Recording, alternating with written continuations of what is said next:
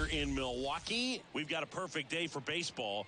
It's the St. Louis Cardinals and the Milwaukee Brewers.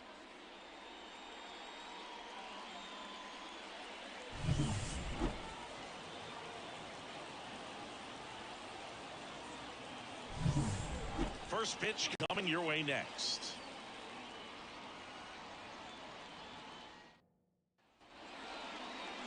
Just about ready to go. And towing the slab in this one, Freddie Peralta. What do you have on him, Siggy? Four-pitch guy. He's got some options to work with in terms of keeping hitters off balance. So we'll see how he decides to utilize those weapons through this start here and whether or not he's able to mix them all in early or if he wants to hold something back a little bit later, maybe second, third time through the order and give them something they haven't seen. It's tough when you know a guy's got that in his back pocket. As a hitter, you really have to stay on your toes.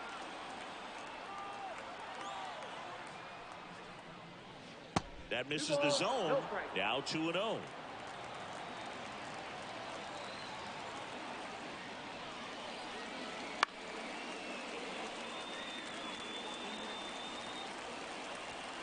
Kicks and deals. In the air, left field, down the line. No trouble here. Puts it away for the out. And there's one down. Now we take a check of the St. Louis Cardinals lineup. All right, Siggy, how about all the talent in this lineup? They're deep, first and foremost, but the way that they can manipulate their personnel for matchups and everything else, it's very intelligent the way that they use their team. And I think it creates a little bit of uncertainty for opposing teams, especially in a big game, big series. Paul Goldschmidt in the box now. Takes strike one.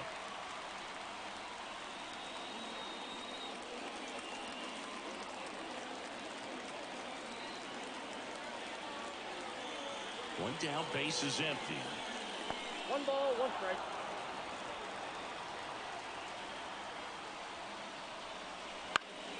And a count 1-2.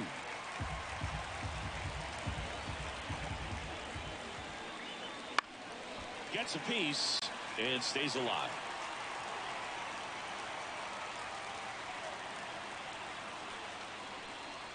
And another ball.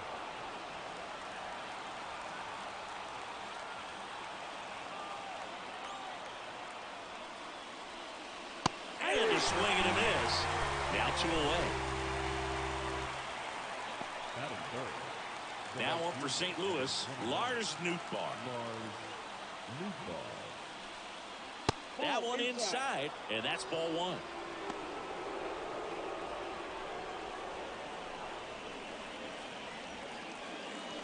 Two out, space is empty.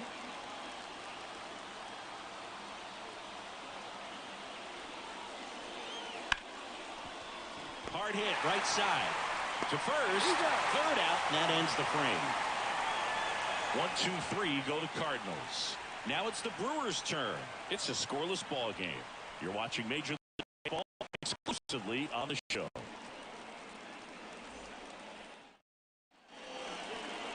Back here in Milwaukee, and our starting pitcher here today, Sonny Gregg. What do you have on him? Well, that 12-6 curveball explodes out of the hand, and because he's able to throw the high fastball at the top of the strike zone for a strike, hitters commit to that pitch, and before they know it, they're swinging over the top of that curveball. And now, Christian Yelich. For the Brewers, the left fielder, Christian Yelich. The wind of the pitch. Swing and a miss, and that's strike one. 0-1.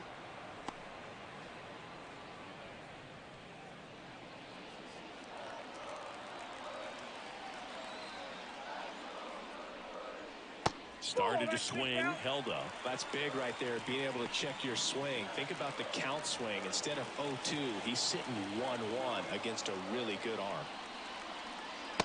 Awkward swing there from the big left-handed hitter. Off balance as well. You tie a guy up like that, you're feeling like you are in command.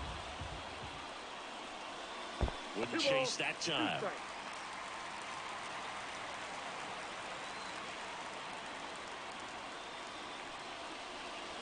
And that's off the inside edge. And it's a full count. William Contreras waiting for a turn at the plate. 3-2 now. Got him looking. And one away. Well, he throws him with a great fastball right on the corner. It's kind of like bowling when you think the ball's going to get into the gutter, and somehow it just hangs onto that edge and knocks down a pin. Well, he got the outside corner of the plate and got that called third strike. And now it's William Contreras. Hit on the ground to the right side. Steps on first for the out. Let's take a look at the Brewers lineup. We could be in for a power showcase today with the wind blowing out. A lot of lift and separate, Chris.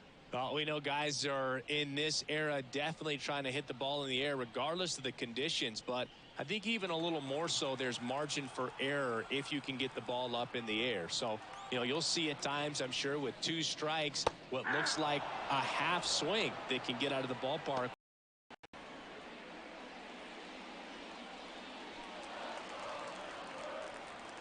Kicks and fires. Guy there.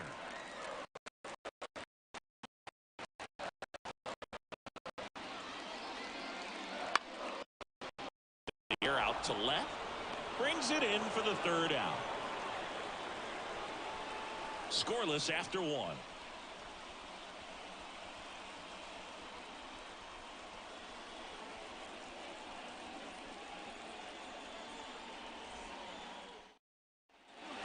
Back here at American Family Field. And now here is Nolan Arenado.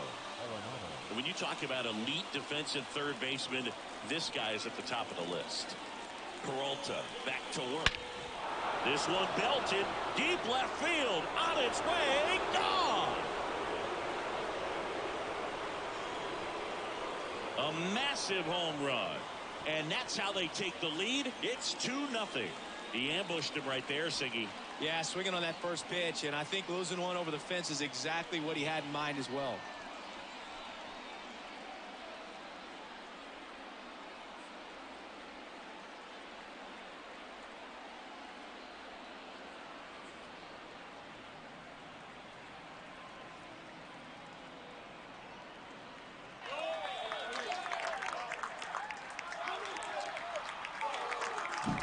Looks like this guy was looking out over the plate, but he was ready to turn on the inside fastball. So direct to the pitch. Absolutely blasted out of this ballpark.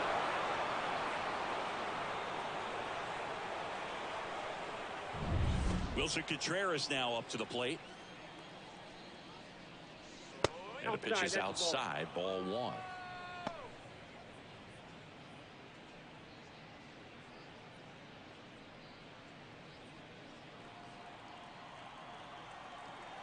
The 1-0. Fastball for a strike. Movement in the bullpen. Elvis Peguero, the young right-hander, up and throwing. Clark warming up as well. Nobody out with a pair of runs across in the frame here at the top of the second. Up the middle, and that one finds its way through. Batting 6. Once you get the ball by the pitcher, there's a lot of base hits up the middle, even on ground balls. So a nice job to use that big hole and get himself a hit. Man at first, here's Nolan Gorman. That one missed. Peralta, a former All-Star. He features a 4-seam fastball, a slider, a curve, and he works in a changeup. Runner at first with no outs here. That one inside, and now 2-0. Ed Drummond behind the plate calling balls and strikes.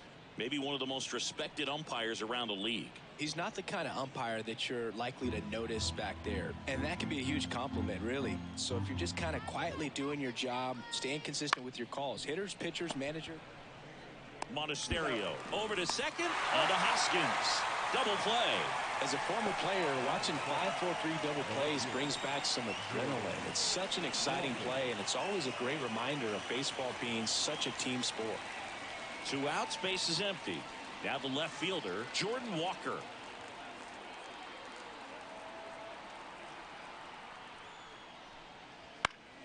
And first offering is fouled off. 2 outs.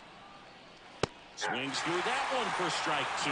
They can live up in the zone all game if hitters will chase it. That's just too much velocity. Hitters got to look down in the zone. The wind of the pitch. That one inside. Now 1-2. Well, he missed badly with that 0-2 fastball. Hitter has to understand. Probably wants to try to put him away with that pitch. So got to stay ready for it.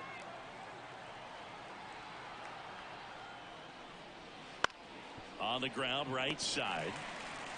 Terang over to first in time. That ends the frame. So they get 2 runs on 2 hits. One of them left the yard. Now to the bottom of the second. It's the Cardinals 2 and the Brewers nothing.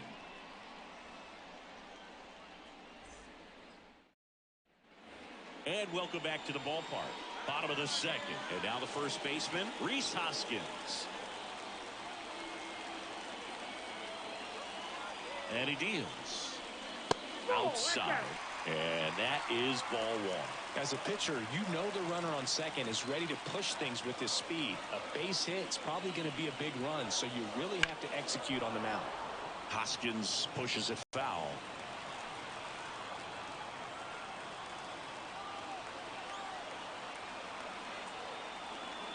Man at second, and that's outside. Now 2 balls and a strike.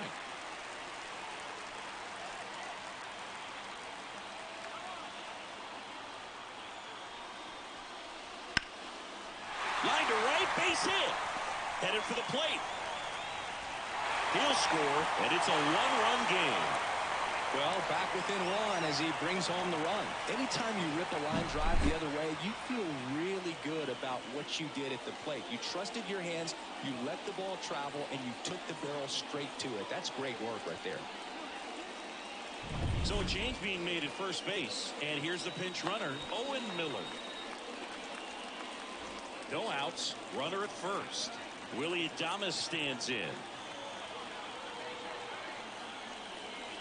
The shortstop takes the ball.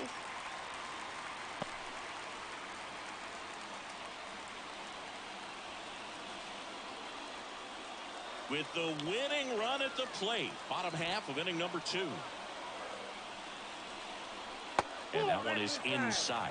Got to be real careful here. 2-0. He's hunting for his pitch.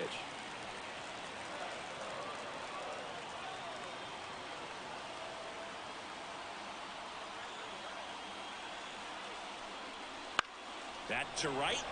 Nootbaar in a dead sprint. Reaching for it. Makes the catch. Gotta love the over-the-shoulder catch. I tell you what, those are really fun to make. The designated hitter, Garrett Mitchell. And next is the designated hitter, Garrett Mitchell. Third baseman playing on the edge of the grass, looking for the sac bunt.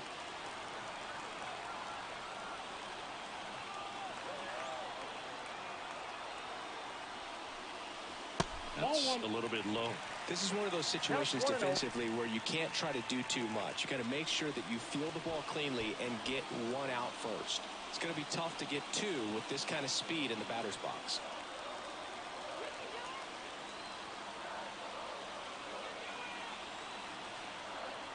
And the 1-0. That's ball 2. Chris, with that distraction and a speedy guy at first, he's in a favorable hitter's count. Well, if nothing else, I mean, this is a great spot for a hitter to be in. Left-hand batter waits. Swings and misses. 2-1 now.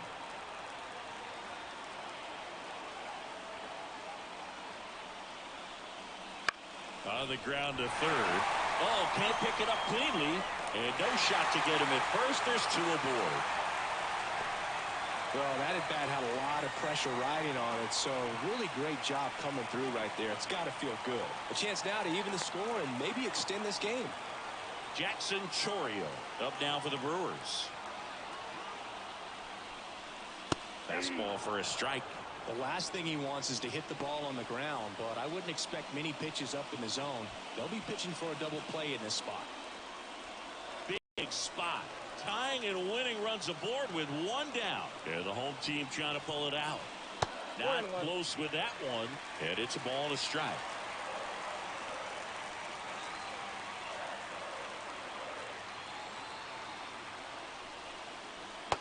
That's a strike across the top of the zone. 1 ball, 2 strikes.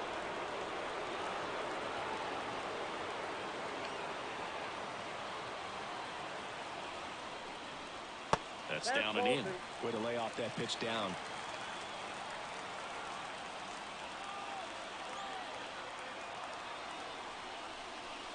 Swing and a miss, struck him out. Just 1 out remaining for the Brewers. Batting 8. This is Bryce Terang down to their final out, but an opportunity to deliver the tying and maybe even a winning run. Lifted to left, and this should do it. He's got it. Ball game. And the Cardinals strand the go-ahead run to hold on for the win. Well, it was a tough day at the plate for the hitters. Only able to scratch out a couple of hits with some really good pitching, some good defense. You don't expect to win the game when you only put up 2 hits, but somehow they found a way to get it done. And your final score here today, 2-1. For Chris Singleton and our entire outstanding crew here at MLB The Show, I'm John Shambi saying so long.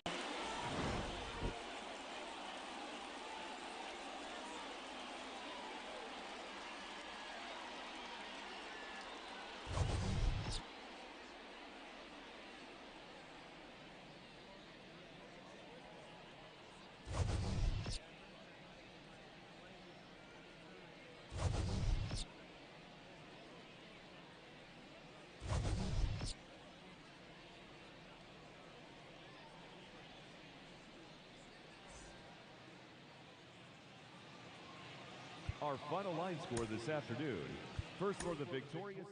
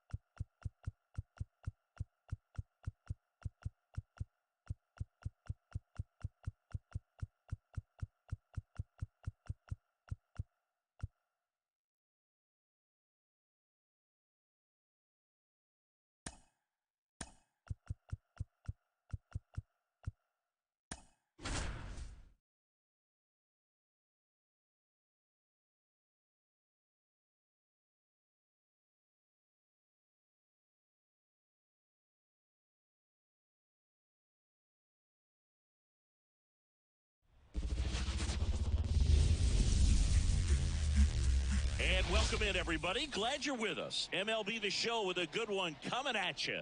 It's the Chicago White Sox taking on the Baltimore Orioles.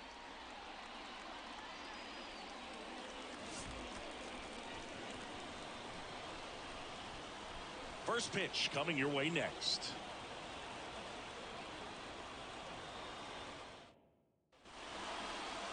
About to get started here. And on the hill, the big righty, Corbin Burns. What's the word on him? The spin rate on the curveball is incredible.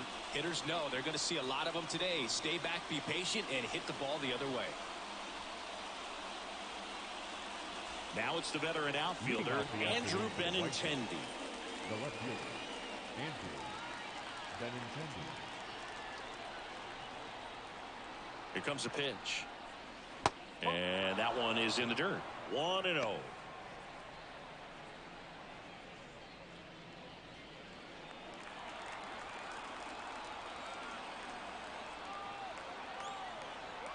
The pitch. In the dirt, and the count is 2-0.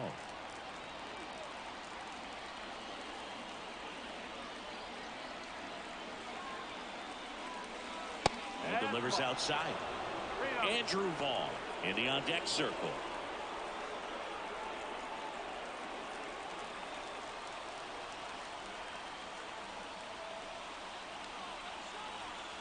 Let's see if he gives him anything to hit here. Strike on the inside corner.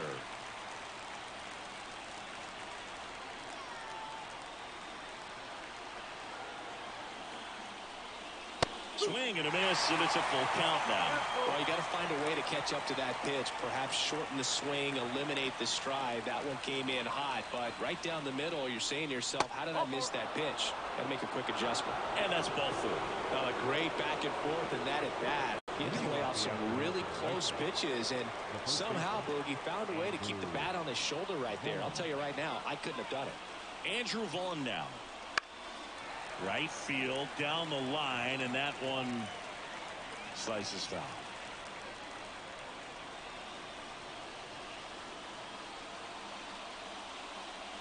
Benintendi on at first, nobody out. And that's down and away.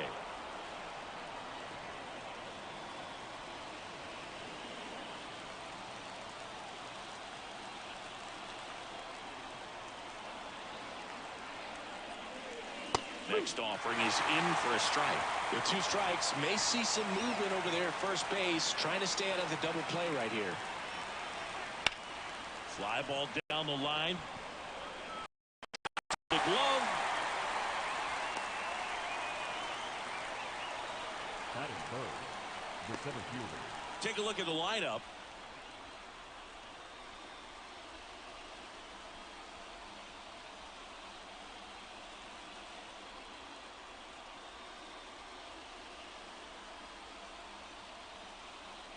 And now it's Luis Robert.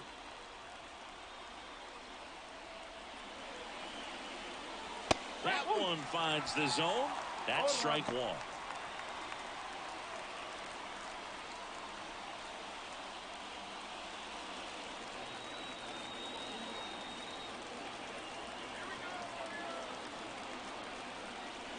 Ball one there. Way to lay off that pitch down.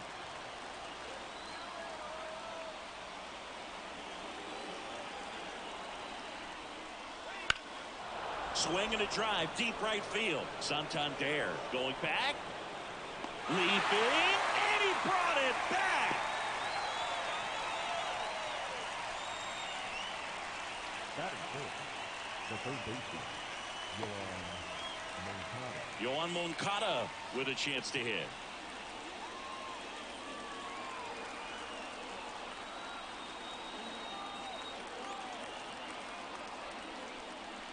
Right through there for a strike. He's been known to jump all over the first pitch, so that seems like a missed opportunity right there. 2 gone, but the go-ahead run is at first. And we're just getting started here in the top of the first. Comes up empty. That's strike 2.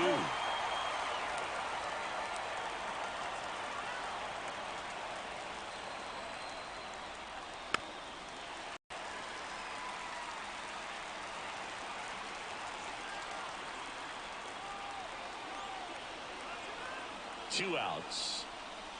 And downstairs.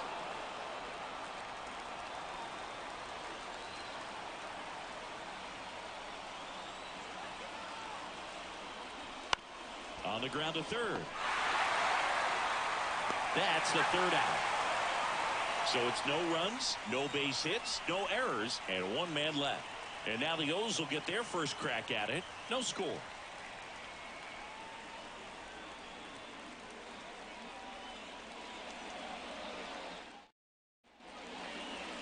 Back now at Oriole Park.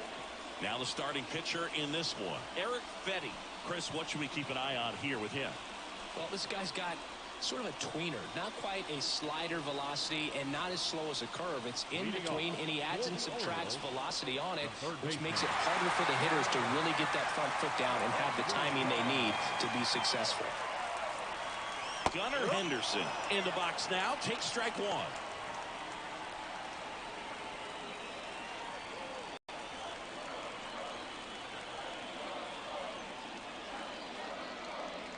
Next pitch is outside.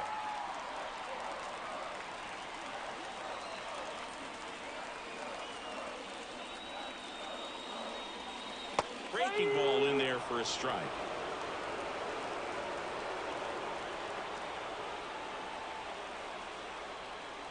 Swings and misses, struck him out. Oh, there's a small sigh of relief right there. I mean, just to keep that speed off the base paths. It's not just the pitcher. It's other guys that have to think about it. From your infielders have to think about that runner potentially stealing, but also be in position to make a play. As an outfielder, you're thinking about a base hit to the outfield. I got to get to it quickly to try to keep this guy from taking an extra base. So I think everyone just a little more relaxed that he didn't reach base.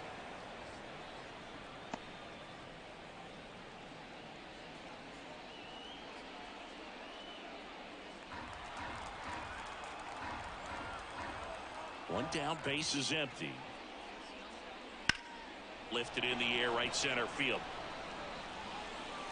Fletcher flashes the leather on the running catch. Time now to take a look at the Orioles lineup put together by manager Brandon Hyde. They're dealing with a sinker specialist on the mound, which can be a big-time challenge when he's right and working mostly from the knees down. Well, I think the approach you take is really try to lay off of those pitches down in the zone until he gets some called strikes and then forces you to go after that pitch. Until then, make him elevate. This one's into the gap in left center, and that should be extra bases. Benintendi hustles to get it in as they hold the winning run at second base. Well, here we go. Winning run is on base with 2 away. A well-deserved double on a great swing. Got everything going on time. He stayed balanced and he squared it up about as well as you could possibly ask. Winning run in scoring position now, so a clutch AB could end this one.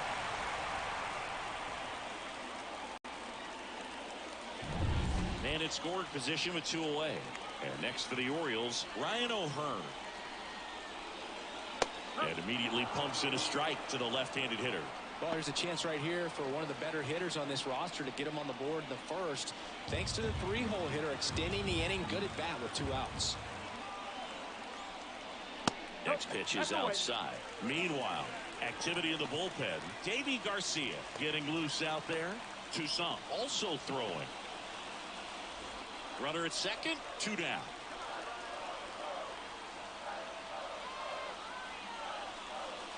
Right through there for a strike. Well, he's realizing out there on the mound that he's got to settle in pretty quickly or else he's going to get hit hard in this first inning. Swings through it, and that's a strikeout. 1 left for the Orioles. We played an inning, no score.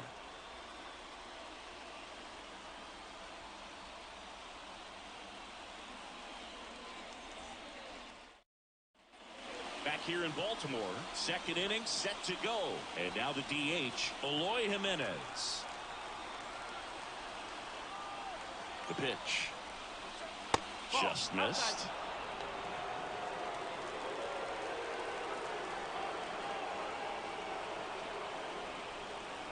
Swing and a miss. And it's 1-1. Clyde Washington doing the umpiring behind the dish in this one. Sometimes considered a bit of a pitcher's umpire, Singy. He likes the low ball, which traditionally favors pitching. But, you know, hitters today are pretty good at dropping their barrel down. So we'll see how it goes in this one. Man at second. To the right side. And it finds its way through for a hit. Now a long throw home. It's offline, and he scores.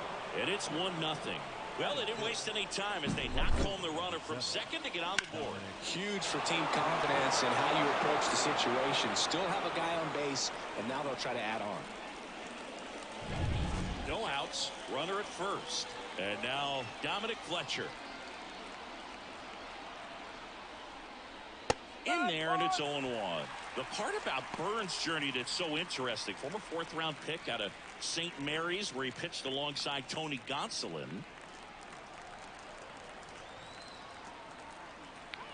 And here it comes. And that one sliced foul. But you go back and look at Corbin Burns in 2019. He threw 49 innings and had an 8.82 ERA. Next one misses. 1-2 to count. Movement in the Orioles bullpen. Dylan Tate is up and throwing for Brandon Hyde. Bauman also getting ready.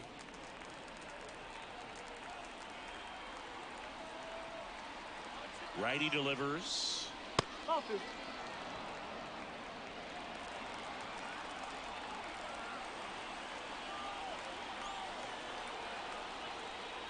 Look out! And it hit him. He had 2 strikes on him, and he hit him. Now it's Paul DeYoung up to the plate.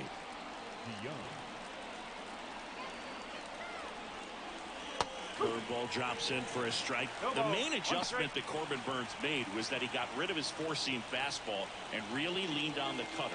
That is his signature pitch. And now today, he is a cutter, sinker guy, and the four-seamer really doesn't make much of an appearance. And the 0-1. The shortstop takes the ball.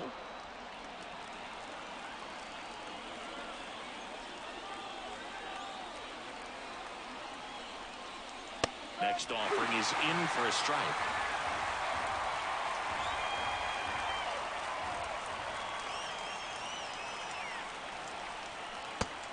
Collect on the curveball, struck him out. Well, that's a curveball that people like to describe as a hammer or Uncle Charlie, and you can see why. It's not a looping slow curve. He throws it hard, and it gets plenty of bite on the end. Nicky Lopez up to the plate.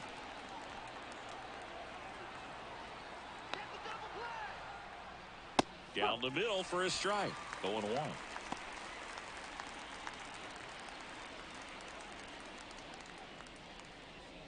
Jimenez, the lead runner at second. First, one gone.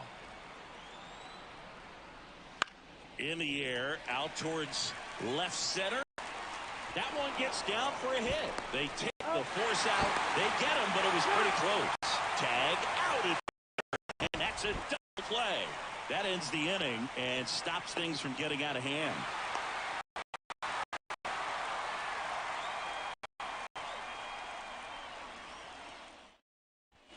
We head to the bottom of the second, and the batter now, Cedric Mullins.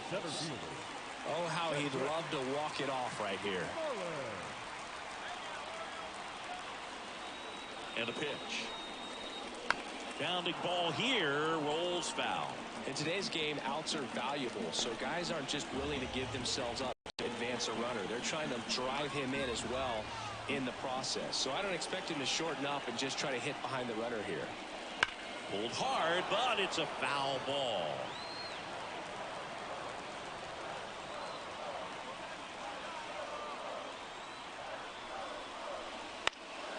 Swing and a high fly ball left field. And Benintendi able to make the grab. One away.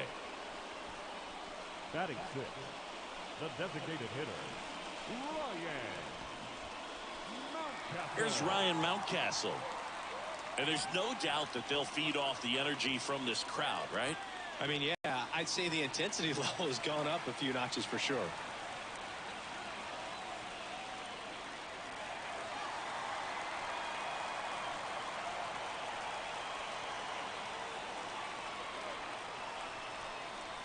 That one finds the zone, and it's 0-1. Just missed. The 1-1. Swings and misses at the pitch off the plate. Well, that's that slurve right there. He threw it extremely well. Talk about just a ton of breaks. So tough to get that barrel to. And a ball evens the count.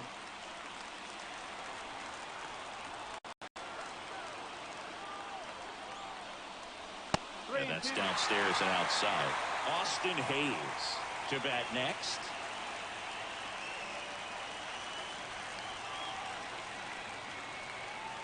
Right-hander kicks, deals. This to third. Moncada. And the Orioles down to their final out. Well, there's a lot riding on that at bat right there. Nice job of the pitcher to bear down, make the pitch, get the ground ball. Excellent piece of work. And now it's Austin Hayes trying to deliver as the hero.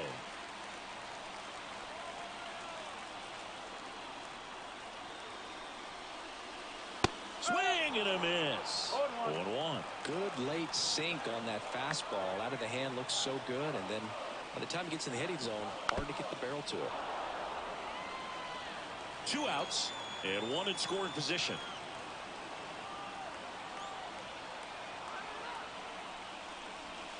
Just misses with that one. Man, oh man, I don't know how you take that pitch. That's as close as it gets. And that one hit to first. Steps on the bag himself. Ball game. Well, this one was all about the pitching and defense. Outstanding job of the pitchers, really attacking hitters, trusting what the catcher was putting down, and trusting the players behind him. Sometimes you want to see a high-scoring game, but sometimes you can appreciate the artistic beauty of what these pitchers did on the mound today.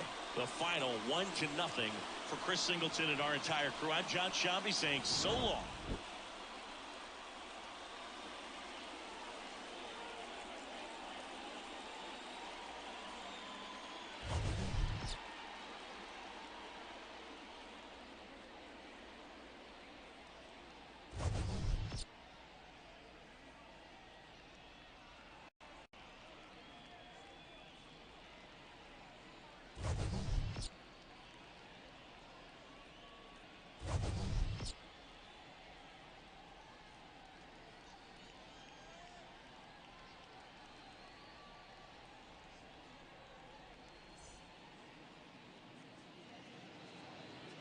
Our final line score this afternoon.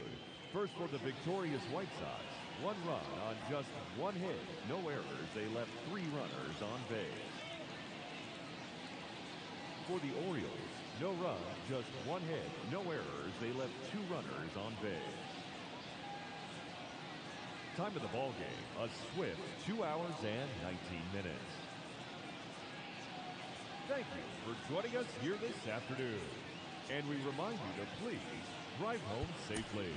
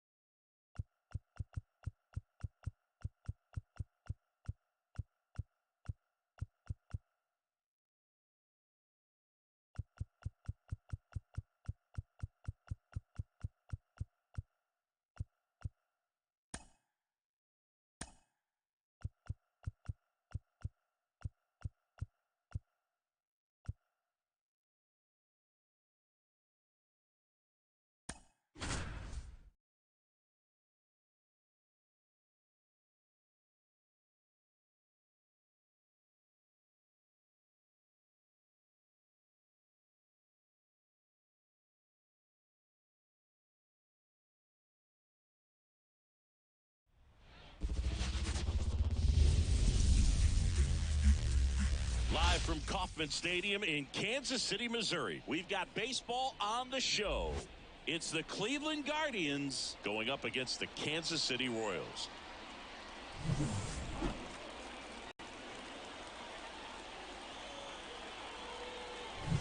And we'll be back with the first pitch right after this.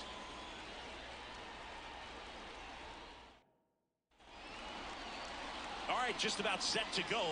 And towing the slab in this one, Cole Reagans. Well, he comes at hitters with a 5-pitch mix, so for him, it's always interesting to see how he utilizes those weapons. He may lean on 1 or 2 pitches depending on how things are going and how things are working, but if he can control 4 or even 5 of those offerings, look out, hitters. It's going to be a tough day. He's really going to be able to keep those guys off balance. Okay, all set to go. Here's the left fielder, Stephen Kwai. And there's the strike. 0-1.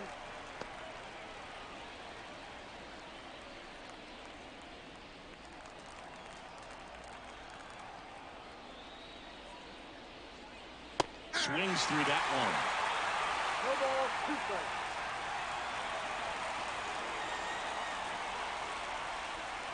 Down and in, moved his feet.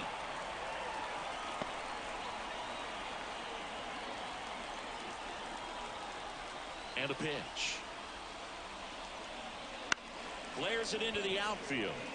That gets down for a hit. So a man on base to start the inning.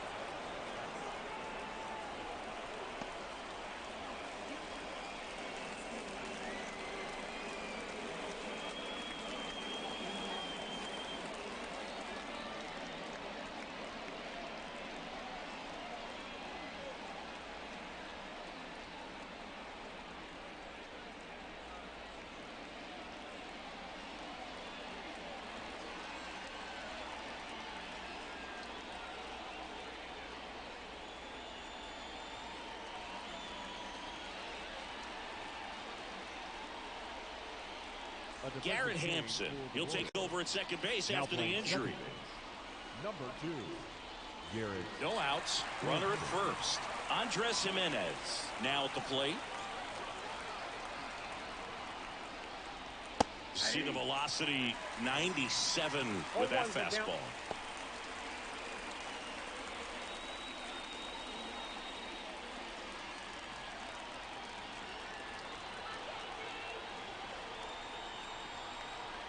The pitch. That misses, and that's ball 1.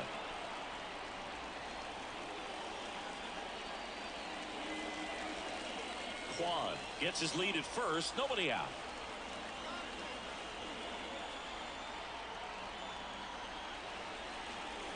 Swings and misses. And that is strike 2.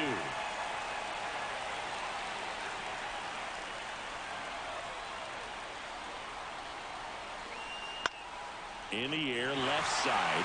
Melendez drifts towards it. Brings it in.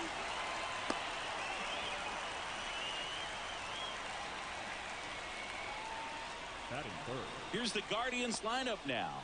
And the key to victory for them here, get their starter some run support early. Boog, if they can get him that run support early, it's likely the other team folds because they know how dominant he can be once he gets settled in. So put pressure on that other team right away. Jump out to a lead early, and a few runs is going to feel like 30. There goes the runner. Pitch in for a strike. Tag save. The throw from Perez too late. Good steal, a second right there, and now the table is set for the middle of this order to drive in the first run of this ball game. I like that they're trying to manufacture some offense early on.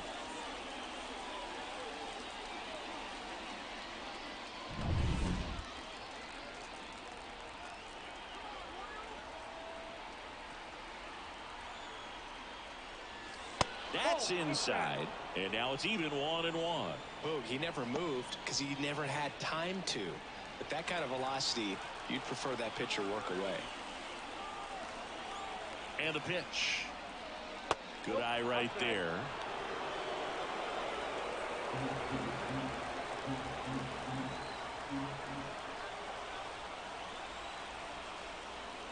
That one misses. 3 balls and a strike.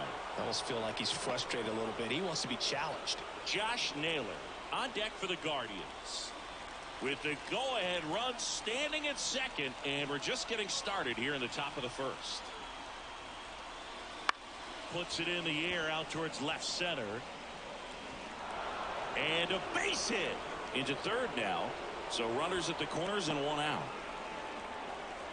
Just a clutch at bat right there. Big time swing when this team really needed it. Hooked around that pitch on the outside, but he was still able to square it up pretty nicely, and that takes quick, strong wrist to pull that off. Here's Josh Naylor, known for his late inning heroics. Fastball in for a strike, 0-1. Well, all eyes on the double play ball in this spot. No better way to get out of this inning.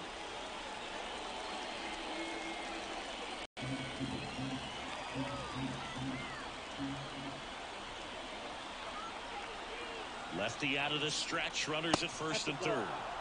That one's upstairs, ball 1. 1-1. In this situation, he's trying to get you to pop something up or jam you. That's a really good take, knowing you got an opportunity to drive in a run here. And a count 1-2. I think ultimately you want to tie him up, get the ball in on the plate so that he can't get the barrel to it and hit it to the outfield. Got him looking, and he did not like the call. Definitely a strikeout situation right there, and he got it. You do not want him to put the ball in play and want to strand that runner at third. Now all he needs is one more out to get it. Doesn't have to be a strikeout this time since now they're 2 outs. Here's Ramon Laureano.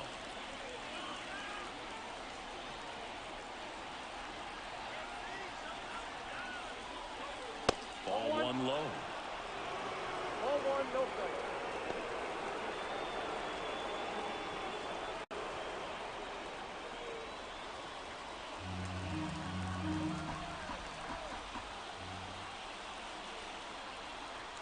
Two on, 2 outs.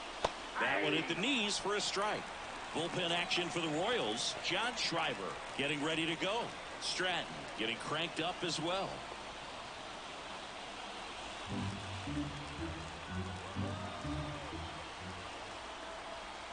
Step off throw to first. Ramirez back in standing.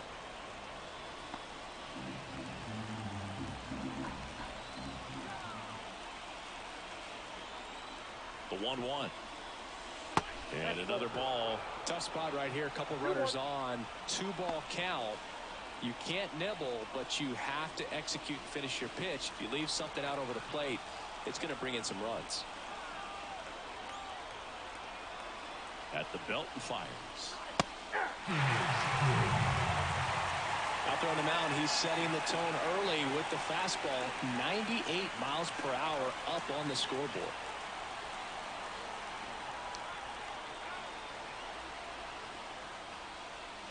Way outside. Full count now. 3-2, 2 out, runner on first. A lot of movement in the infield. Hitter's got to stay focused on the pitch. Bo Naylor up next. Runners on first and third, 2 away.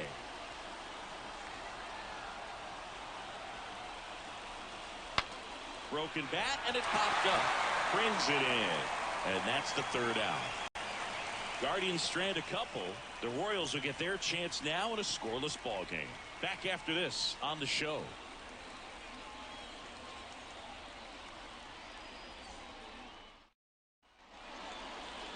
Back here at Kauffman Stadium, and today's starting pitcher, Shane Bieber. Well, the big thing is that the way he holds his curveball, it's more of a knuckle curve, and because of that, it's less predictable in terms of the break for the hitter. That makes it that much harder to hit this guy. Now the left fielder, M.J. Melendez. And the pitch. Swings through that. 0-1.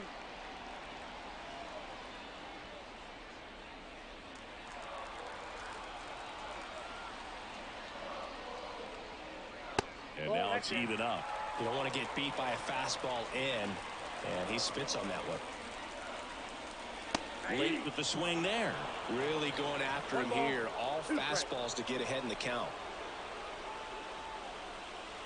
Swings and misses. Struck him out. Couldn't catch up to the heater. Now here's Bobby Witt Jr.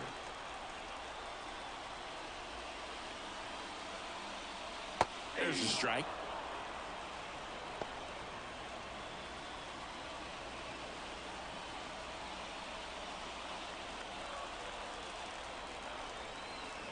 One down, base is empty. Yep, that ball went out.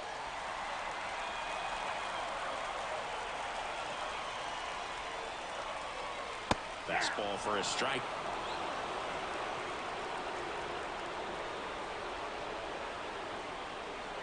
That one is absolutely belted. And no one can run it down. Around second now, going for 3. The relay, safe at third, and the winning run is on the doorstep. Everything came together for him. Put a pretty good jolt into that one. Great swing, nice balance and weight transfer, and he got it to drop in out there in the deep part of the field. Now just one swing away from potentially walking this thing off.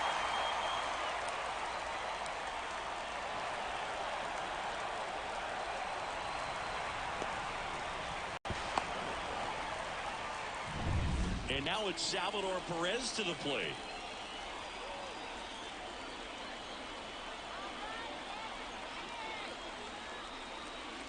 There's a strike up high. It's 0-1. 0-1's the count.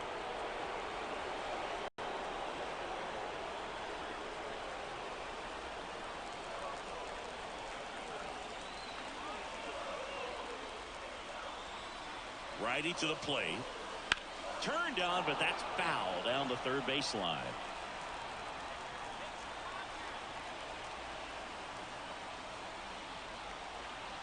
The 0-2. This one high in the air to left center. Sizing this one up. Squeezes it. Here comes the runner from third. Across is their winning run, and the Royals walk it off.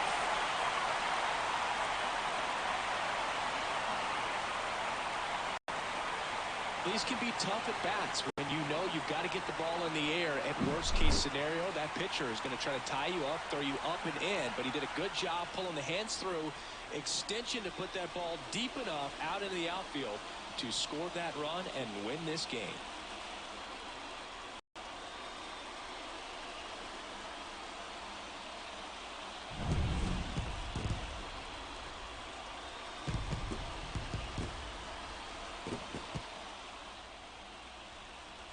One nothing the final. For Chris Singleton and our entire outstanding crew here at MLB The Show, I'm John Shambi. Thanks for joining us.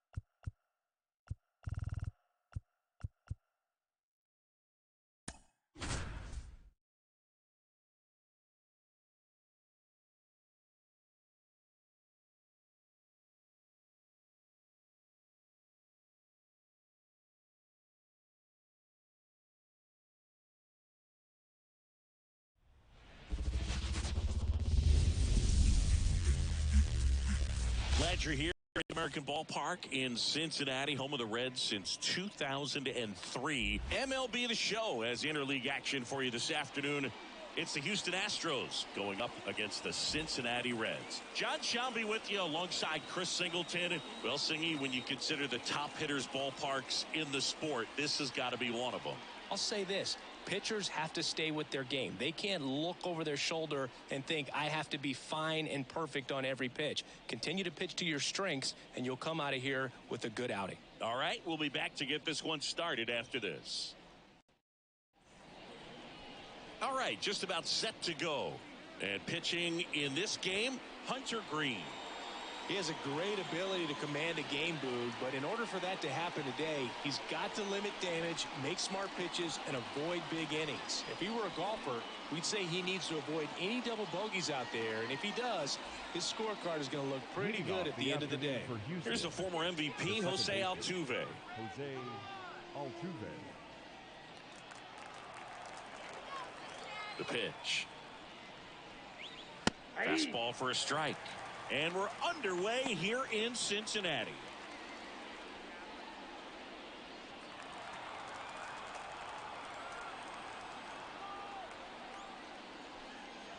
And that's outside. And the count is 1-1. The only adjustment he needs to make is his target. If you aim at the outside corner, that slider's going to end up way off the plate. Perhaps look a little more down the middle, and you get it right where you want it. 2-1.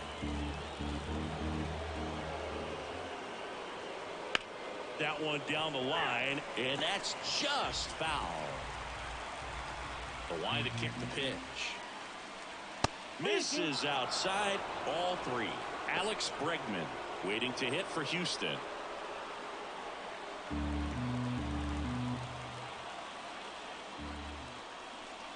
And he walked him. Now, this was a story we were paying attention to before the game. We've seen him give up walks in the past, and it's an issue once again early on. Substitution now at first base. Coming in as a pinch runner, Greg Kessinger. No outs, runner at first. Throws it away. Low throw, and he can't dig it out.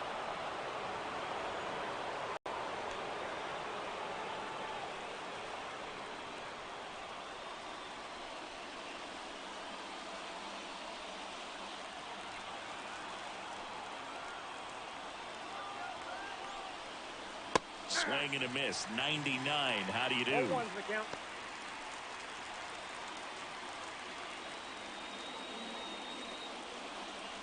Kessinger leads off second with nobody out. That one misses.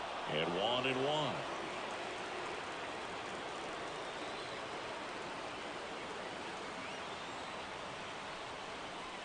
Almost got him. Straighten him up a little bit.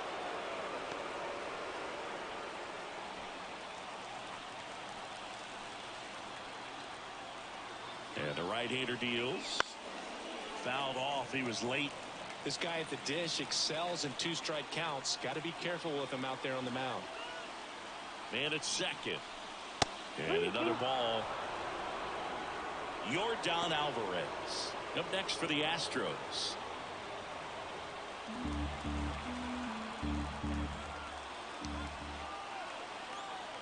Kicks and deals. The 3-2 is off the outside. 2 walks in the first has to be some cause for concern. I mean, you're talking about a guy you want to pitch deep into the ball game. It's not going to help with the pitch count right there. They can't afford to hand out free bases at this rate. First and second, no outs. Yordan Alvarez up next for the Astros. Just missed. Count 1-0.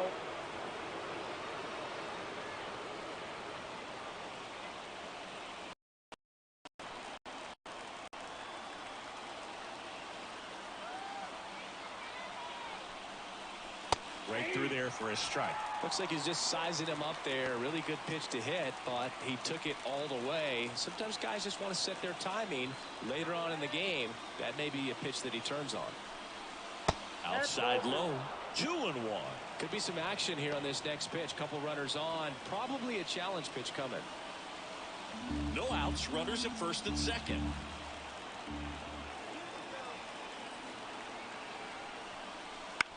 Rolled to short. Possible 2-ball. There's one. On to first. Double play. Got what he was looking for on the mound right there, and his infielders took care of business. Pretty textbook execution between short and second to turn that into 2 outs.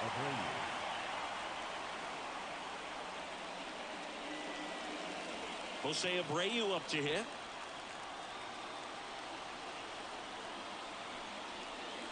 That one finds the zone, and it's 0-1.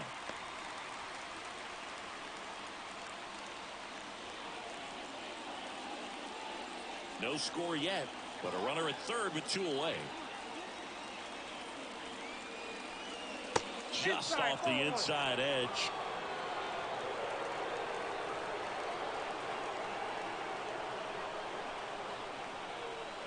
Swing and a miss. And the count 1-2. Well, he knows they don't want to give him anything to hit, but when you've got opportunities to drive in runs, you've got to swing and a miss, and he struck him out. Huge strikeout there. So the Astros lead 1, and now the Reds will get their first opportunity. No score. It's Major League Baseball, and it's on the show.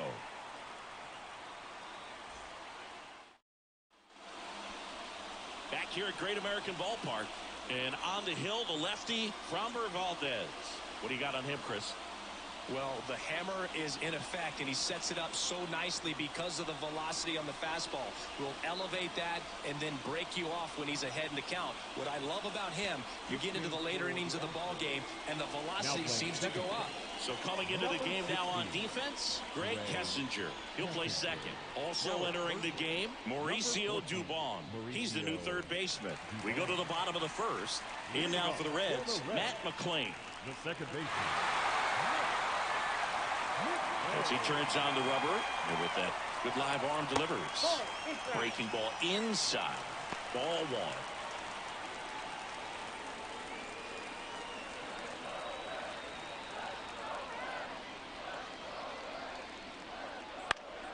1. On its way to the corner, Tucker on the move. Won't get to this one. It drops foul.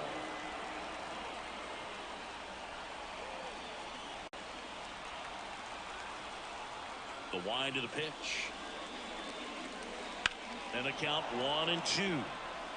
Definitely got the hitter conscious of the pitch inside. Really think the outer half is open. That's outside. And the count is 2-2.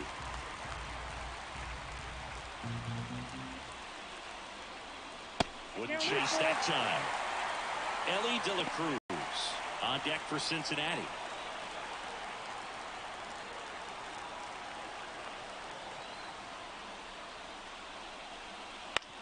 To the right side. Dives, but it kicks off his glove. No throw, and they can't get the out. Ellie De La Cruz, the next to hit for the Reds. A switch hitter batting right. And that one just misses.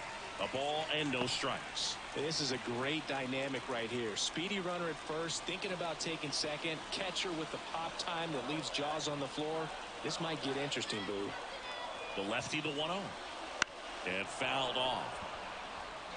This is one of those situations the infielders have to pre-plan and understand that the ball's got to be hit extremely hard right at them if they're going to have a chance to go for a double play.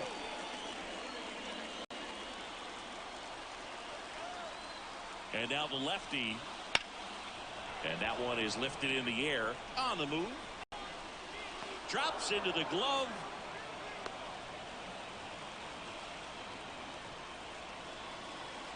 Batting third. Here's the lineup for the Reds. The sluggers in this lineup might not be too happy about the fact that the wind is blowing in today, Chris. Yeah, and you hear pitchers talk about how good it feels when the wind is at their back. And for hitters, you almost feel like beyond just the pitcher coming at you, you've got this other force coming against you. So important to try to get on top of the ball in terms of hitting line drives, maybe really hard ground balls with a good exit velocity that'll get you a base hit, because it's very frustrating. You just hit one on the screws, think it's going to go out of the ballpark, and an outfielder is camped underneath it in front of the warning track.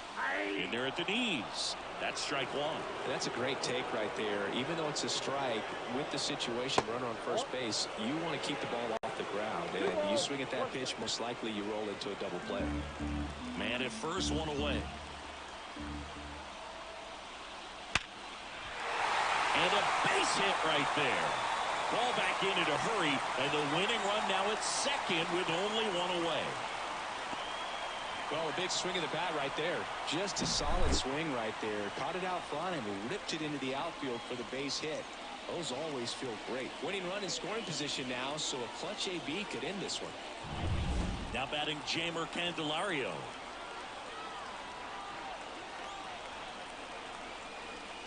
And a good eye there. The last thing he wants is to hit the ball on the ground, but I wouldn't expect many pitches up in the zone. They'll be pitching for a double play in this spot. Runners at first and second with one gone. And that one fouled off.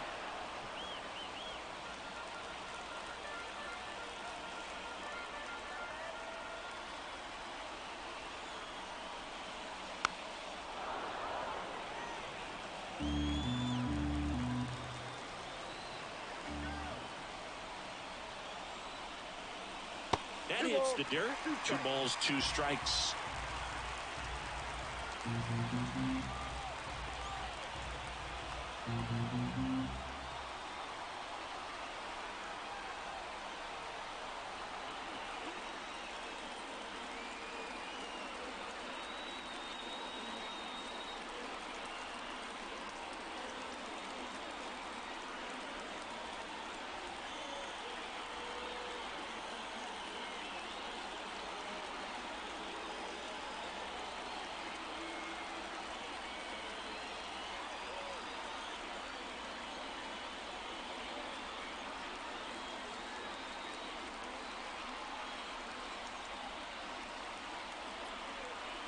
Two on, one out. And another ball. Jonathan India up next for the Reds.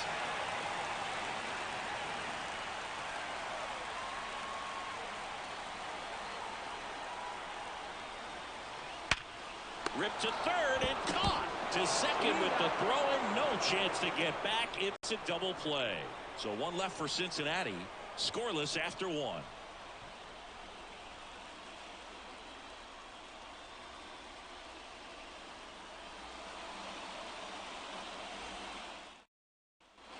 Back here in Cincinnati. New inning getting started. Here's Kyle Tucker.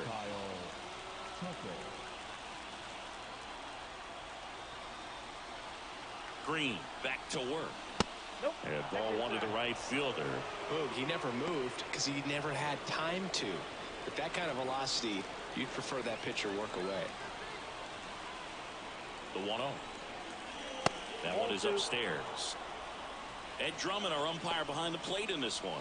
Yeah, Boog, he's a really fair umpire, both the pitchers and the hitters. So standard strike zone, he's consistent with it. And the great thing is you don't see players question the calls too much. So that's a good thing in this day and age.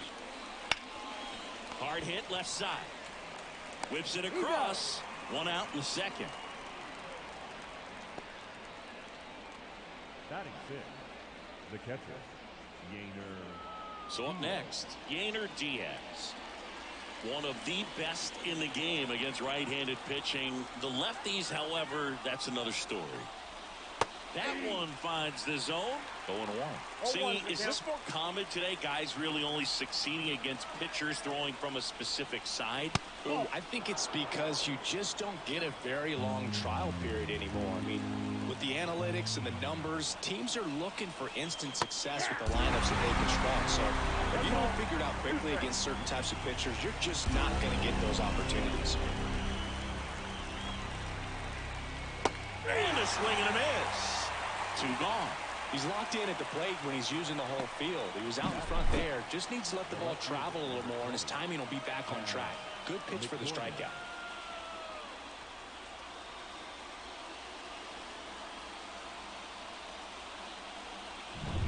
So next up for Houston, Chas McCormick.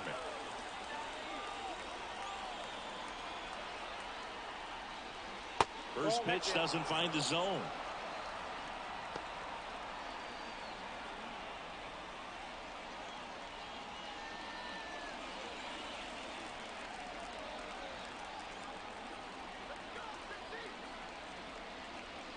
Just missed. Well, he's so great about hitting the ball the other way. He gets those arms extended. So right there, just trying to straighten him up a little bit so he... On the ground. And foul ball.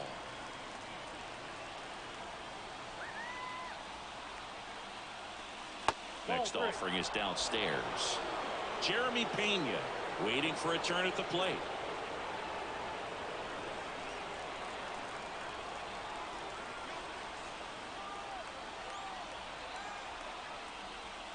The right-hander gives up the 2-out walk. Maybe a little loss of focus on the mound right there. Pretty much gifted him first base with a quick free pass. Here's the shortstop at the plate, Jeremy Pena. And there's a strike.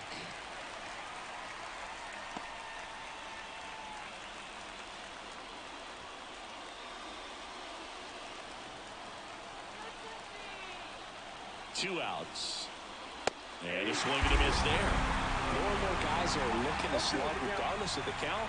In this situation, we'll keep a close eye on his approach.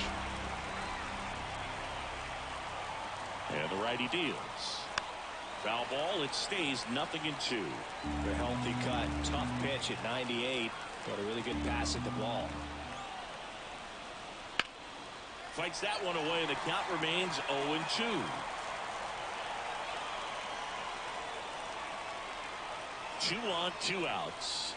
The shortstop takes the ball.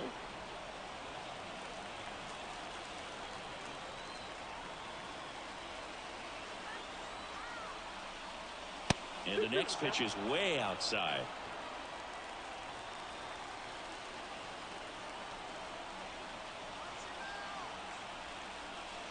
And there's a ball. Really good take, especially with 2 strikes. Jake Myers in the on-deck circle. With the go-ahead run standing at second here at the top of the second. On the ground to short, De La Cruz. Slings it across. 3rd out. 2 left for the Astros. We'll go to the bottom of the second. No score.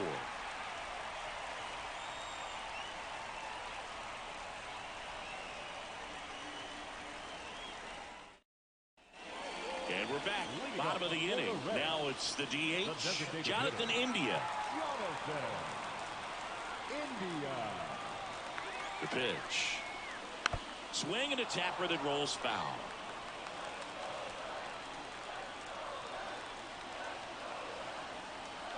Oh, 1 down. That one ripped, but foul.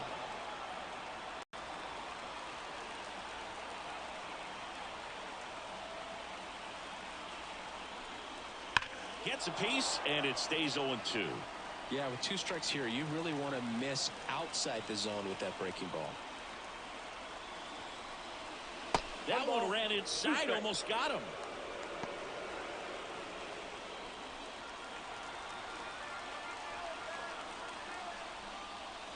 Next offering is down low.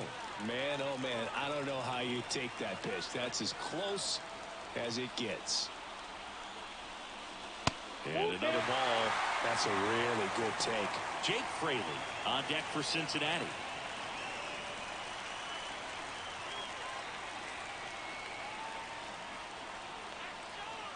Man at second. And there's ball four.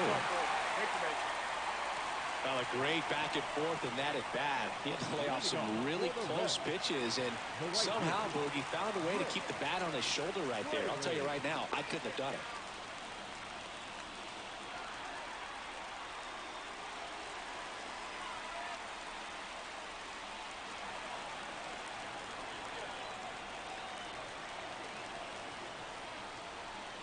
Jake Fraley swings through it for strike one. Big at bat right here with an opportunity to do damage. But on the flip side, ground ball, double play, strikeout, that could get the inning back under control on the mound. Next offering in there for a strike. 0-2 now. Activity in the bullpen. Rafael Montero, the hard-throwing righty, is up and loosening. Mashinsky, the lefty, warming up as well. With the winning run standing at second. Bottom half of inning number 2. Got him swinging. Batting 7. Next for Cincinnati, Christian Encarnacion Strand. And the first pitch misses for ball 1. Well, all eyes on the double play ball in this spot. No better way to get out of this inning.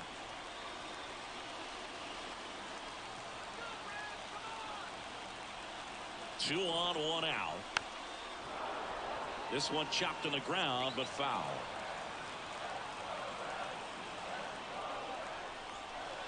That one not close. And a count 2-1.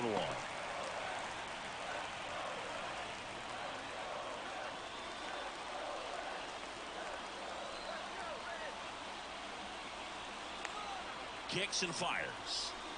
Fought off foul.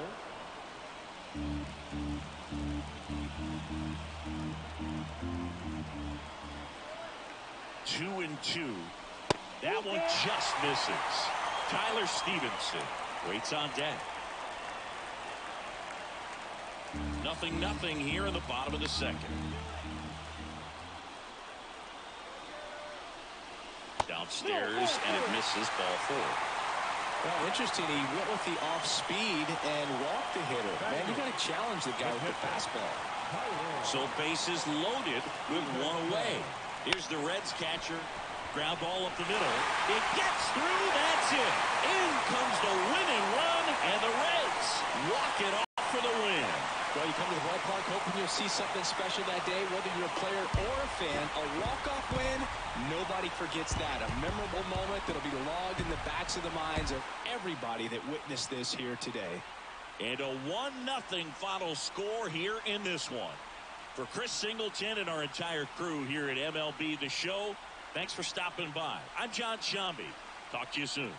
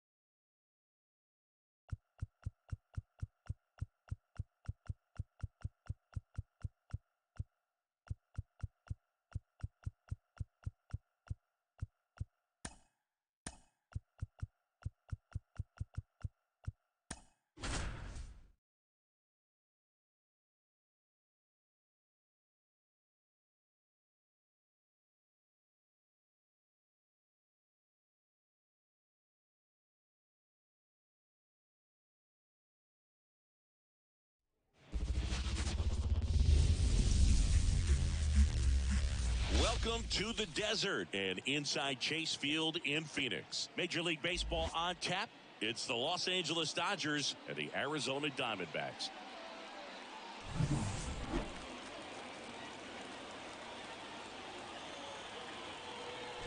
First pitch coming your way next.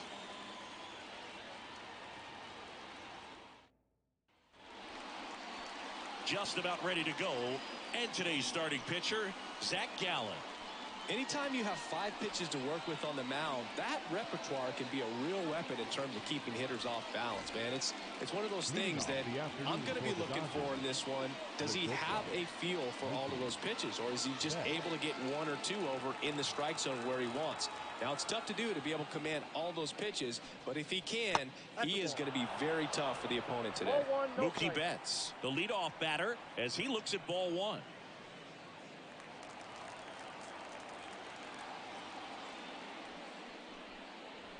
Just missed. 2-0 count, great hitter at the dish. If you're going to miss, you've got to miss outside the zone. You miss inside the strike zone, you'll be asking the umpire for a new baseball. Top of the zone for a called strike.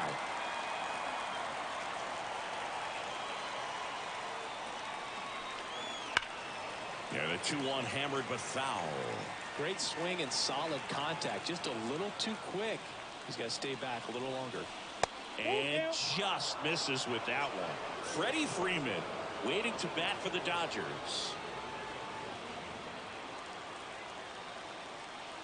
Turns and fires to Betts.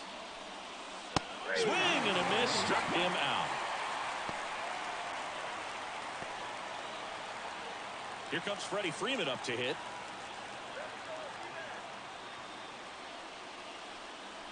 That pitch in for a strike. 0-1.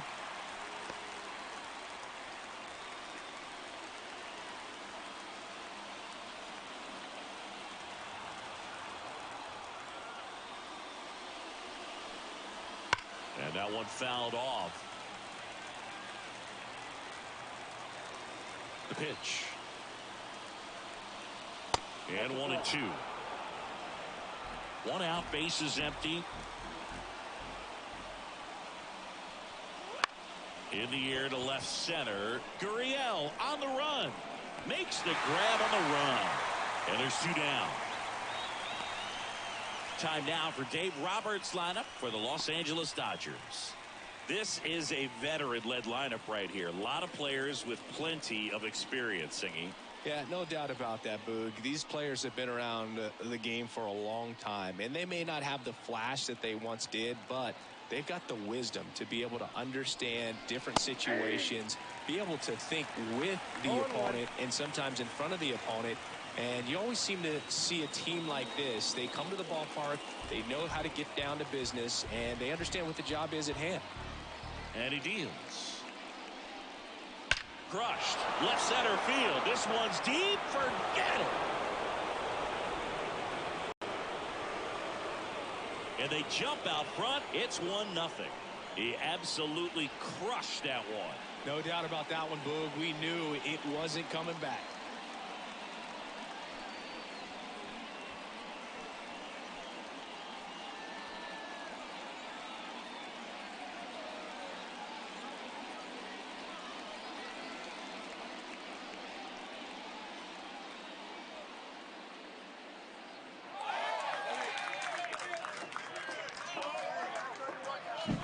Just an excellent swing all the way around, and it had that sound coming off the bat that gets everyone's attention. Got a pitch to drive, short to the baseball, squared it up, and the backspin carried it out of here.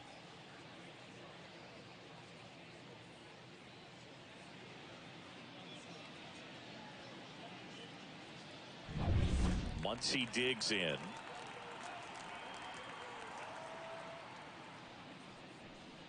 Garrett Richards, a guy who was originally a first-round pick of the Angels out of the University of Oklahoma. 2 out, space is empty.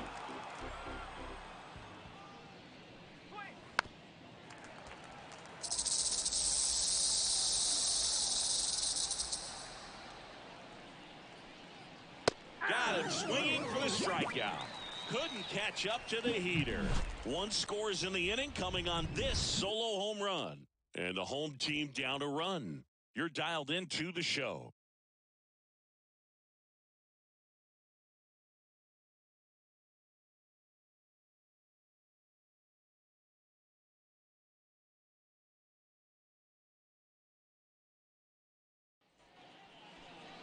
Back here with my pal Siggy. And today's starter, Shohei Ohtani. It's always interesting to see how he utilizes all of his pitches and how many of those he has a good feel for on that given day. When he's right, he's really able to keep hitters guessing, and all of his stuff seems to be coming out of the same arm slot, the same tunnel, and that can make life very difficult on his opponents. This is Corbin Carroll.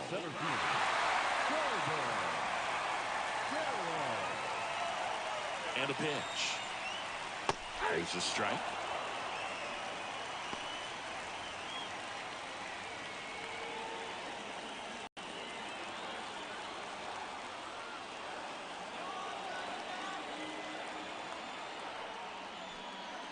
There's a swing and a miss.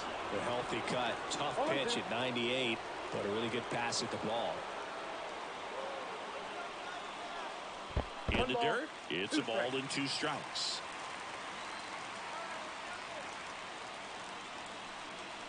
And that's in the dirt.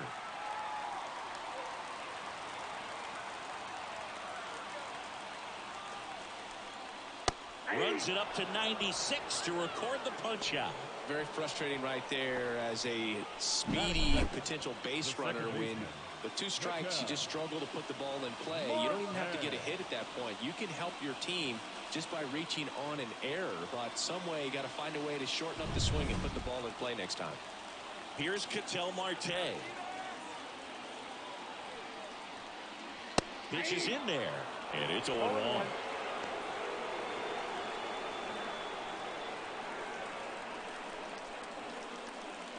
A 1-run lead, and the home team trying to pull it out. And fouled off. The 0-2. 1-1. 1 ball, 2 strikes down.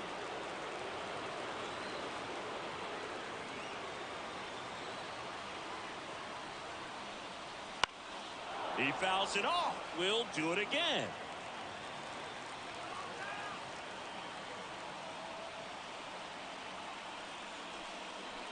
The next offering misses. 2-2. This guy's a fun guy to watch taking at bat. He just battles up there. He doesn't take a pitch off at all. Makes it so difficult on the pitchers out there. You can tell they get frustrated with how long it takes to put him away. Foul ball, another 2-2 upcoming. He's trying to protect, keep the at bat alive. Righty delivers. Wouldn't chase that time. Boy, he never moved because he never had time to. With that kind of velocity, you'd prefer that pitcher work away. Outside, and that is ball 4. That's a great at bat. He saw a lot of pitches and earned a walk. It's tough after falling behind a hitter, 2 balls and no strikes, but now at least he gets a fresh start against a new batter. But he needs to get back into the strike zone and start pitching with conviction. Christian Walker in the box, lays off for ball 1.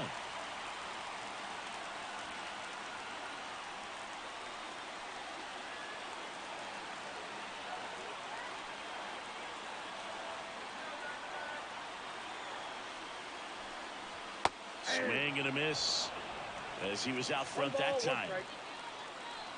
Throw to first, and he's back in standing. Tying run at first, the winning run at the plate. Swing and a miss, and it's 1-2. With 2 strikes, may see some movement over there at first base, trying to stay out of the double play right here. Got him swinging. It's a strikeout. Couldn't catch up to the heater. Batting 4. So they're down to their final out. Jock Peterson stands in now for the Diamondbacks. And that one fouled off.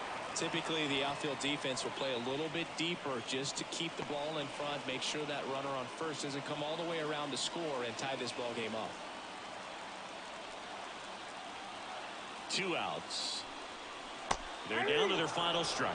Another 0-2 count right here. Pitcher just in the driver's seat. He can go anywhere he wants to go right here. just off the inside corner, and the count is 1-2. Ohtani is just one strike away.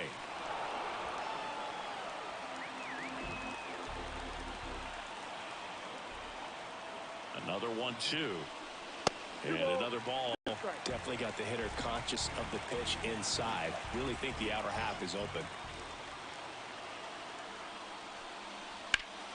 Spoils that one, and it remains 2-2.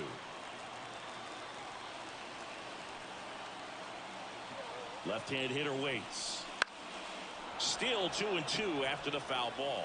Now he's desperately looking for that swing and miss. He's going to have to just change speeds a little bit, try to move it around, create just a little bit of illusion at the end. Gabriel Moreno to bat next. Ninth pitch of the at-bat due next. Great RBI spot here. Just got to stay focused on the pitch. The runner got him, and that is the ball game. Well, this one was all about the pitching and defense. Outstanding job of the pitchers, really attacking hitters, trusting what the catcher was putting down, and trusting the players standing behind him to make the plays defensively. Sometimes you want to see a high-scoring game, but sometimes you can appreciate the artistic beauty of what these pitchers did on the mound today. The final 1-0. Dave Roberts and company celebrate in the dugout. For Chris Singleton and our entire outstanding crew here at MLB The Show, I'm John Shambi. We'll see you soon.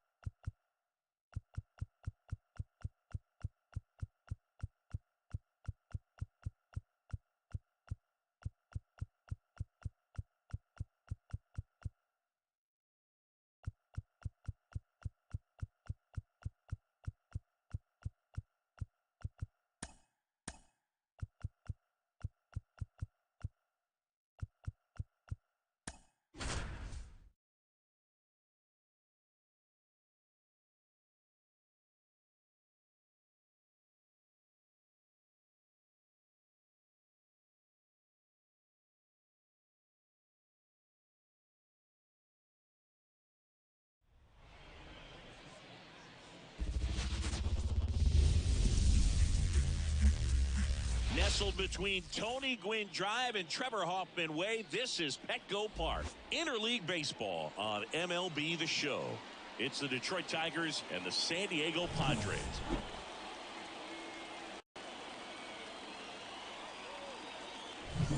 First pitch coming your way next.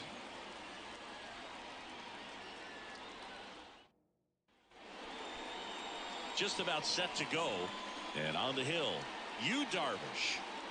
Boog, you don't always know what to expect with this guy on the mound. There are times he's really good, but that's not always the case. For me, I want to see how aggressive he's going to be out there. We'll see it right away if he's pitching with confidence. And if he is, he should be just fine. And stepping in is the speedy Parker Meadows. Parker Meadows. The pitch. That one finds the zone, and we're underway from San Diego.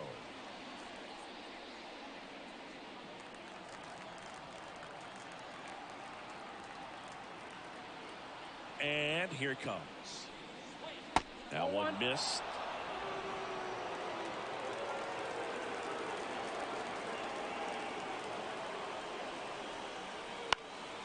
In the air, right field. Makes the grab, and there's one away. Let's take a check of the Tigers lineup. The challenge for him today, Singy, elevating the baseball against this sinker baller that's on the mound. Yeah, that's the challenge, but it also might affect the way they approach base running in this one, Boog. You get a runner on first, you anticipate trajectory down, and when the ball's in the dirt with a good secondary lead, you break for second. So whether it's a stolen base or not, you stay out of the double play, get that runner in a scoring position, and that can help you put more runs on the board. BID, ball in dirt. One out, base is empty.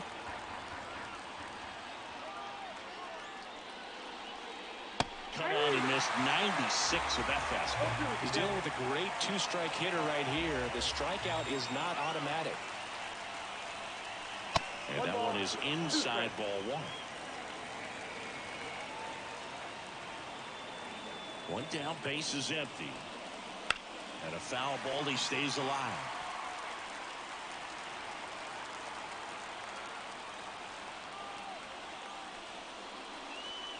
Way inside. Straighten him up a little bit.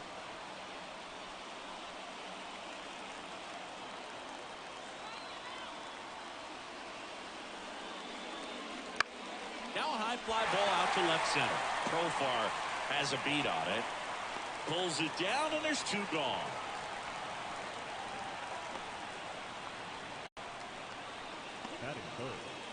So two down now, and here is Spencer Torkelson.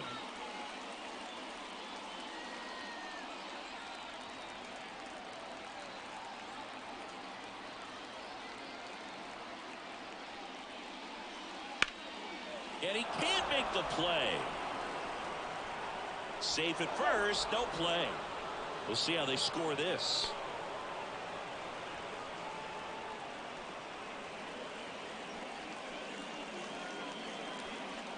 Substitution being made at first. Detroit going with the pinch runner, Matt Vierlin. Kerry Carpenter up now for the Tigers.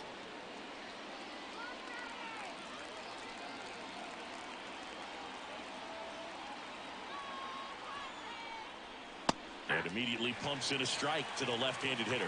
Well, if he's going to steal second, you want him to go early in the count. That way he's not a distraction to the hitter at the plate. Go ahead and get it out of the way so the hitter can focus on the pitch.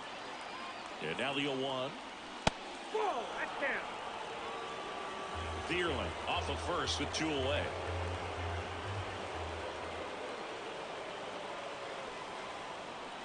Top of the zone, and it's called a strike. Well, he had a pretty good look at that pitch and not sure exactly what tied him up there. Couldn't pull the trigger, and perhaps the best pitch he'll see in this at-bat to hit.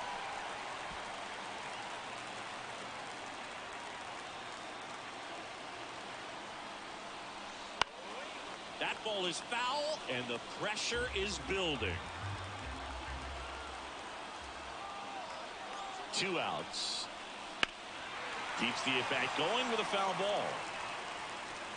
Well, he missed a hittable off-speed pitch right there. Not sure exactly with the timing. Sometimes you get a backup breaking ball. You're expecting it to. And it's through for a hit. Throw stops the lead runner at second. 2 on and 2 out. A perfect example right there. That plate discipline, it pays off.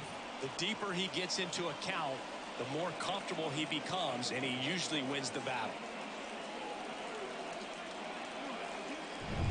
Here's Mark Canha.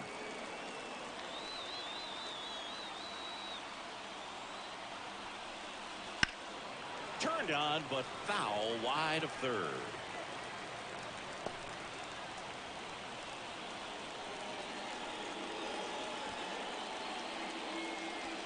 With the go-ahead run standing at second, and we're just getting started here in the top of the first. And that's ripped for a base hit. Around third. He will score, and they take the lead. 1-0. 2 consecutive base hits for these guys here. That's about as textbook as it gets. Got his stride and load out of the way early. He stayed inside that ball and squared it up out front. Man, that was like he was in the cage hitting off a tee. And now the rookie second baseman, Colt Heath. First pitch misses. It's great to get on the board in the first frame of the ball game, but here's an opportunity for them to really open things up with a couple of runners on. Let's see if they can cash in.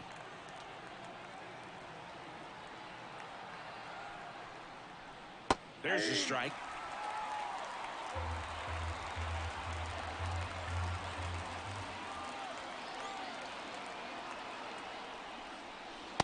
Inside corner for a strike. 1 ball, 2 strikes.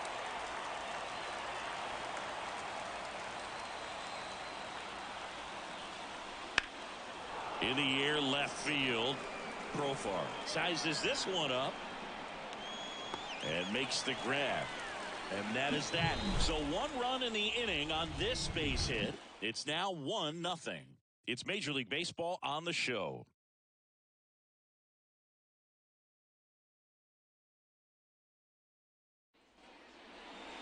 Back here at Petco Park. So here's the lefty, Tarek Skubal. Well, I'm interested to see how he utilizes his sinker to this lineup, Boog. You know, it's not necessarily his go-to primary pitch, but he does mix it in when he needs it. He's just got to make sure that it's not flat. Otherwise, it's going to get hit hard. So look for him to throw it up there when he needs a big double play, a ground ball, something like that to get out of an inning, change it up for a hitter. Also, get those hitters looking down so that it opens up the top of the strike zone, especially late in an at-bat. Bogarts has to step out of the way for ball 1.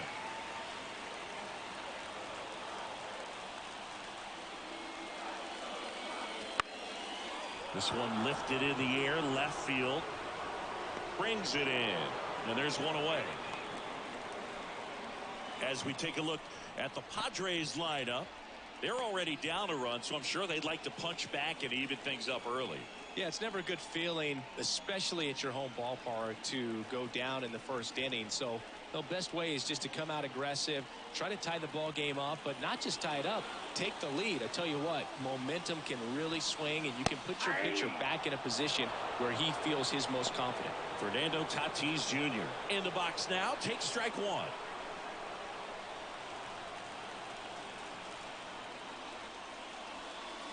Swings and misses.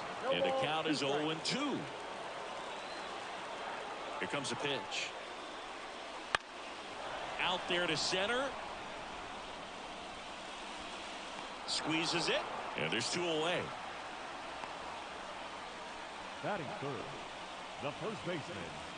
Last chance for the Padres. Now here's Jake Cronenworth.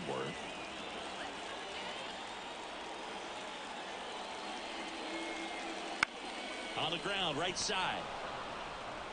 On to first. Ball game. And the Tigers get a shutout on the mound.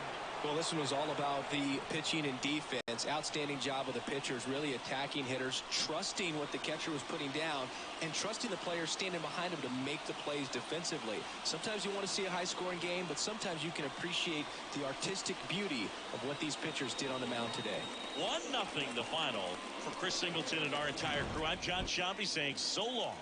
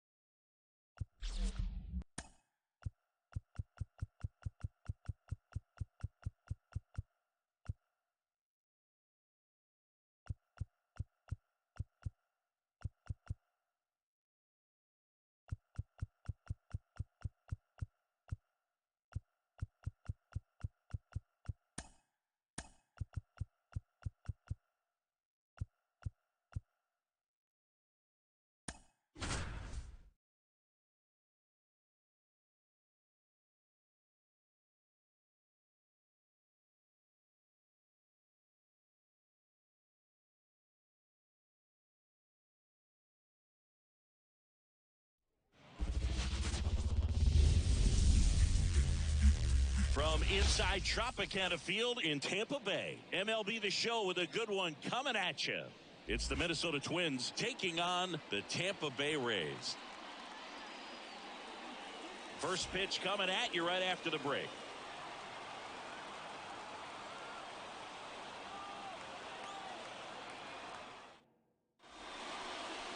Just about to get started. And on the mound for Tampa Bay in this one, Zach Eflin. What should we keep an eye on here? He really relies on working down in the zone with that heavy sinker he's got. You know, it's not as popular to throw that pitch today as it used to be because guys are looking to hit balls down in the zone, get them up in the air. It's very important for him when facing same-side hitters to be able to get it in, especially early in the count, and to opposite guys be able to throw it at that front hip and run it over the inside corner. Lau sends it to first. One out in the top of the first. And now we take a peek at the Twins lineup. They're dealing with a sinker specialist on the mound, which can be a big-time challenge when he's right and working mostly from the knees down. Well, I think the approach you take is really try to lay off of those pitches down in the zone until he gets some called strikes and then forces you to go after that pitch. Until then, make him elevated, because guys that throw those sinkers, those two-seamers, really hard for them to be effective up in the zone. Those are pitches you can hammer, and when you get a cookie, you don't want to miss it. Kicks and deals. And that's a little high.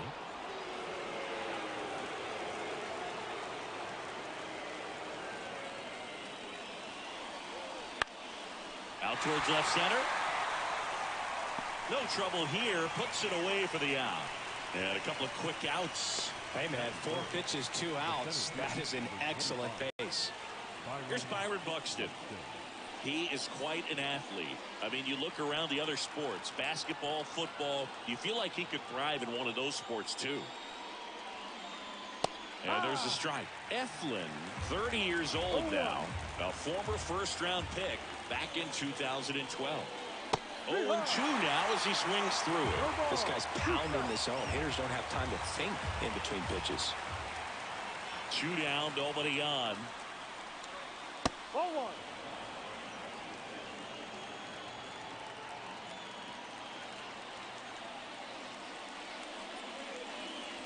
Cuts and misses. It's a strikeout. Nothing doing here for the Twins, and now the Rays will get their first opportunity in a scoreless ball game. Major League Baseball is on the show.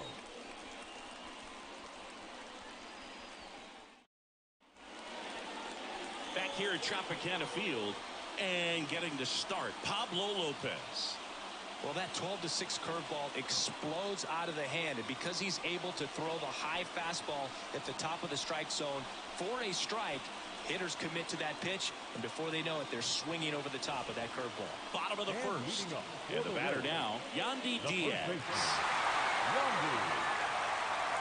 Line in the pitch. And a foul ball left side. Right-hander kicks, deals. Short hop liner, handled it short. Zips it to first. One gone, bottom half of the first. Now a look at Kevin Cash's lineup for the Tampa Bay Rays. And the key to victory for them here, get their starter some run support early. Boog, if they can get him that run support early, it's likely the other team folds because they know how dominant he can be once he gets settled in. So put pressure on that other team right away. Jump out to a lead early, and a few runs is going to feel like 30. That's a bullet, but it goes foul.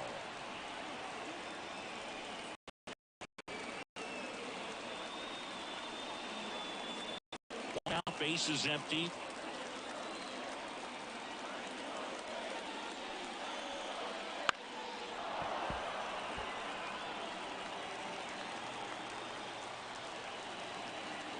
And Pablo Lopez will deliver. Down to the dirt, swing and a miss. In time for the second out. Good job to clean it up after the drop third strike.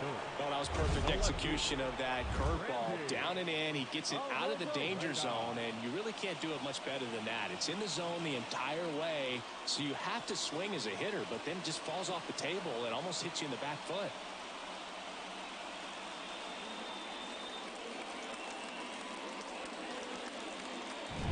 Now it's Randy Arozarena. No, and that's off the inside edge. And it's 1-0.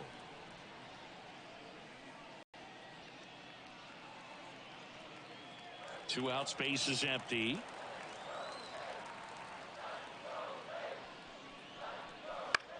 Line drive.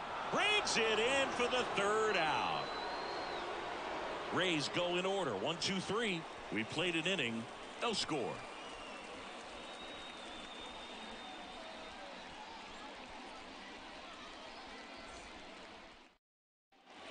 set for the start of the inning. Now the cleanup hitter for Minnesota, Max Kepler.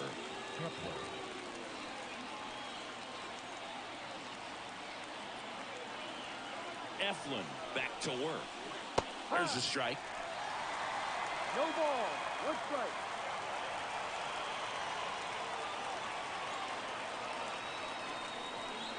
And a swing and a miss. A little anxious, a little aggressive early in the count. Too much for me. Woody Keller making the calls behind home for us today. And Boog, something to keep an eye on is how pitchers utilize the top part of the strike zone. We see a lot more of that in today's game with pitchers going up there with hard stuff. Keller, definitely an umpire that isn't afraid to call strikes up in that part of the strike zone.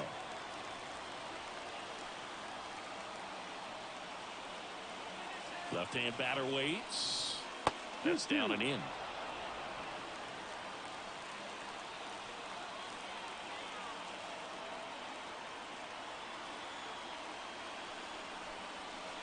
Hacks and misses. It's a strikeout.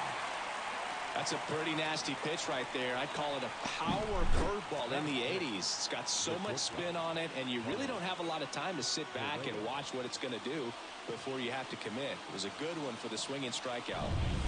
And here comes Carlos Correa. Right side. Over to Diaz. And Correa retired. Not a bad outcome in that spot. The runner moves up to third, and now they have a chance to drive in the go-ahead run. It's not a hit, but at the end of the day, it's a good at-bat, especially when you're playing extra innings.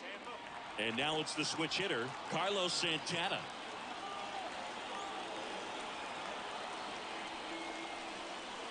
On a line.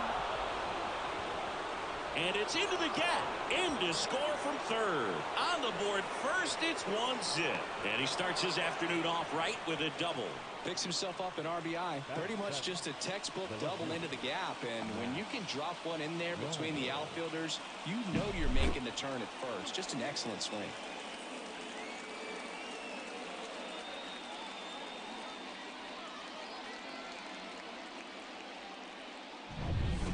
Walner, the next twin up to hit. That misses the zone, and that's ball 1.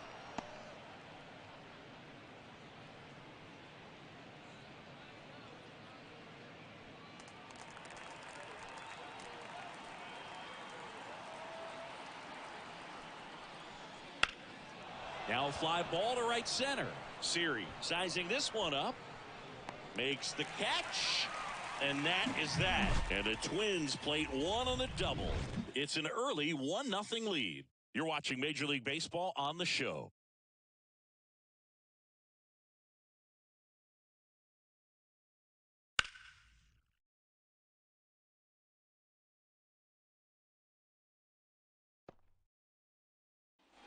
Back now in Tampa Bay, ready to go for the last half of the inning. And stepping in for the Rays, Isaac Paredes. And a pitch. And that's too high. 1-0.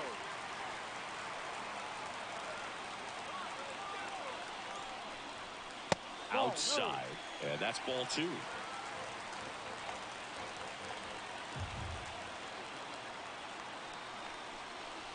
In there for a strike at the top of the zone.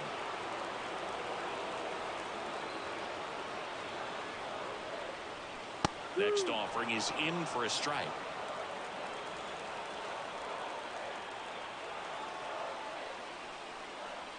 And another ball. Harold Ramirez waiting for a turn at the plate.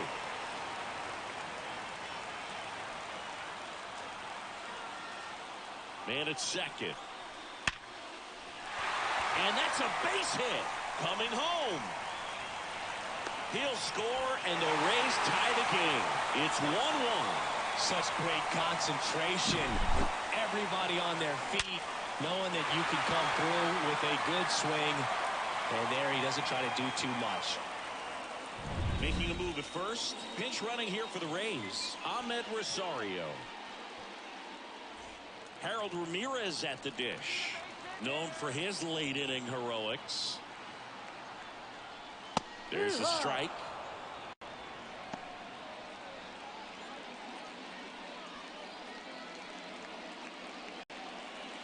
Winning run at first, nobody out. Bottom half of inning number 2.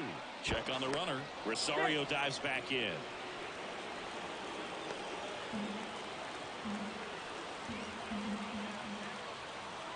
The pitch. And he pumps it a strike. Some movement in the Twins bullpen. Jay Jackson up and loosening in the pen. Oker, a left-hander, also throwing.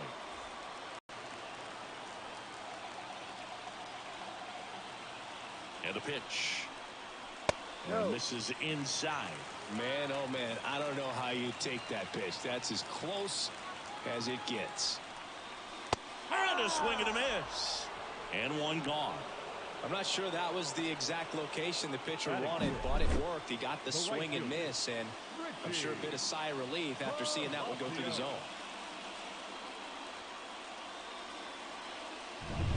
Now it's the right fielder, Richie Palacios. And that's in there at the knees.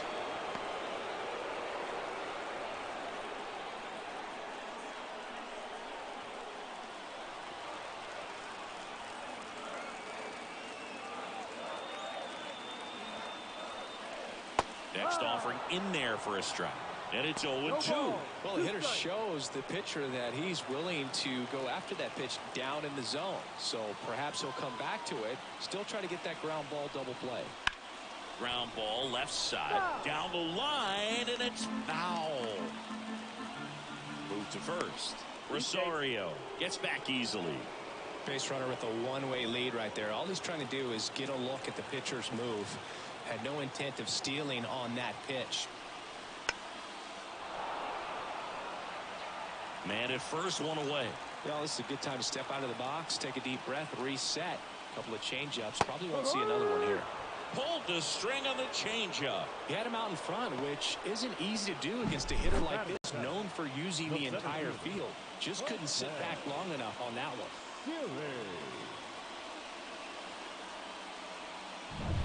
And now it's Jose Siri. Outfield deep here, trying to prevent anything over their heads. And that gets the top of the zone for a strike.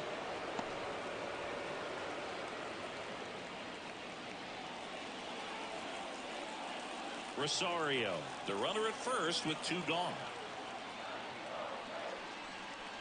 That catches the top part of the zone. That is strike 2. And a bat like this is almost over as it begins. In this situation, you have no idea what the next pitch is going to be. You just got to hope that you can make contact. Not even close there. Now 1-2.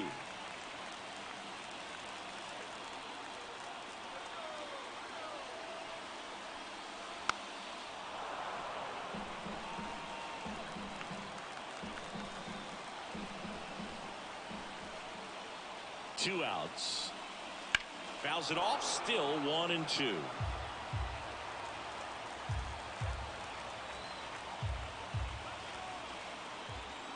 The pitch.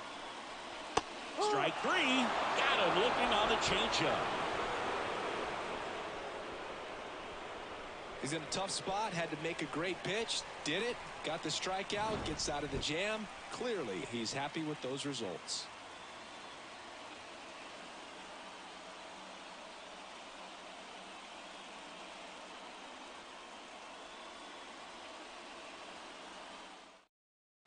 Now into the ball game on defense, Ahmed Rosario. He's the new third baseman. Runner in scoring position, no outs. Now at the plate, Ryan Jeffers.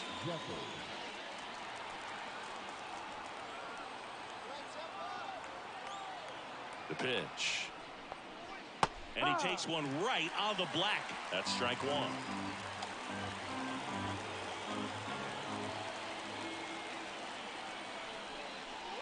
Good eye in that spot.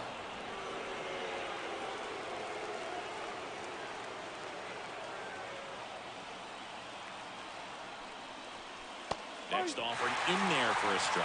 And it's 1-2.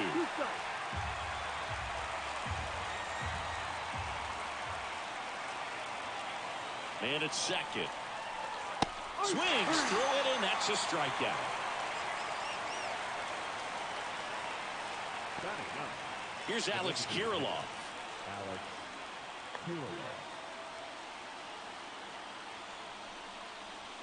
Right through there for a strike.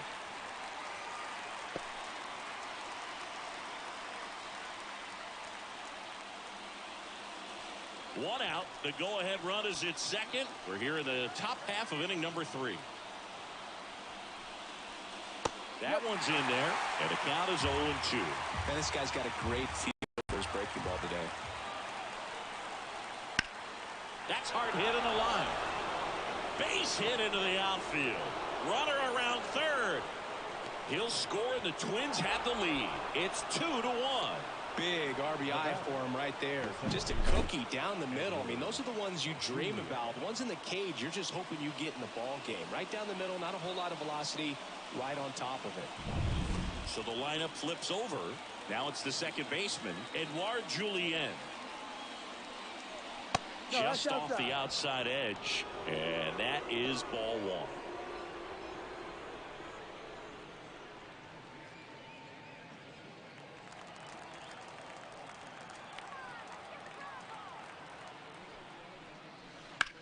Ripped to first, caught, dives for the bag, got him, double play.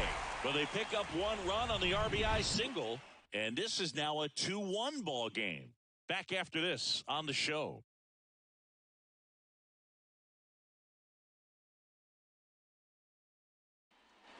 And welcome back to the ballpark. Now it's the shortstop, Jose Caballero.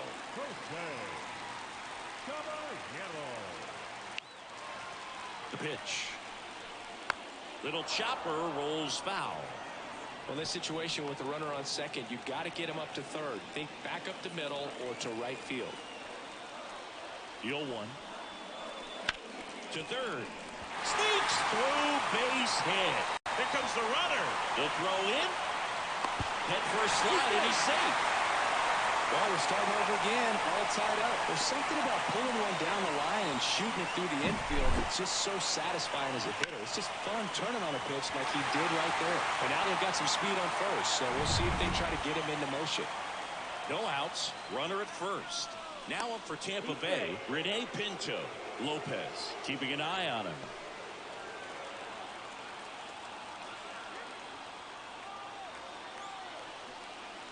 Right through there for a strike.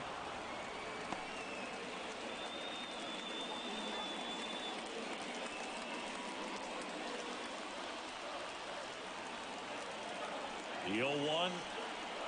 Swing and a miss. I think he was sitting off speed there.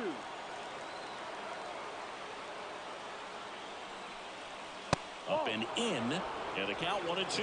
That's a really good job of laying off the 0-2 high fastball. Is going to make that pitcher really have to respect this hitter, even though he's behind in the count. That missed by a lot. Now 2-2.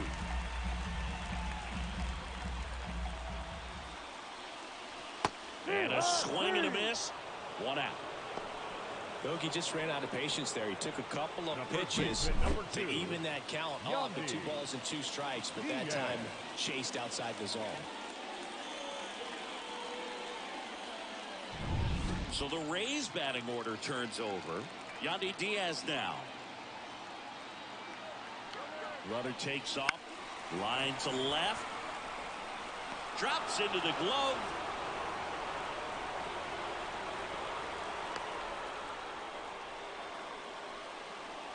The batter, number 8, second baseman, Brandon. Lau at the plate. He's 0 for 1.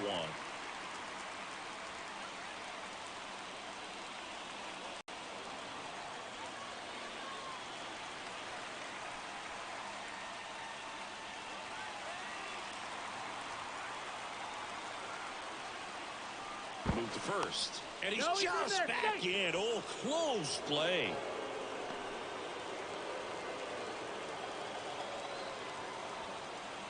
First offering. Runner goes. Pitch in for a strike. Throw. Save. That's a stolen base. Looks like the base runner had a pretty good feel on the pitcher's move. After that pick over, seemed to settle in, and he took off right away. Nice job of stealing second right there.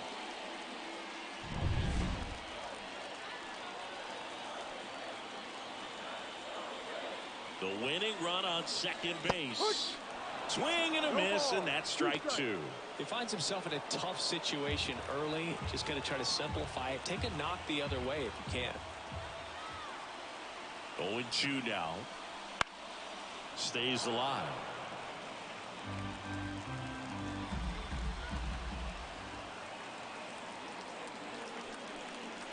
Lopez gets the swing and the miss. That ends the inning, and they limit the damage. Well, this guy competes hard. We see the emotion there. I love it. Great job of getting out of the jam.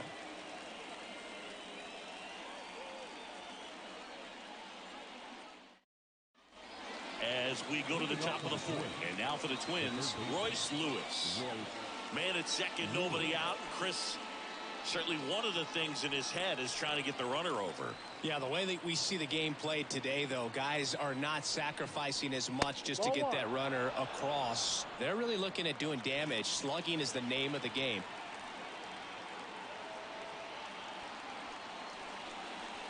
And there's a ball. Yeah, I think part of that goes into it's just so hard to come up with hits. In today's game, starters don't go deep, and so hitters are seeing multiple pitchers every night, and that makes it more challenging just to come up with a single.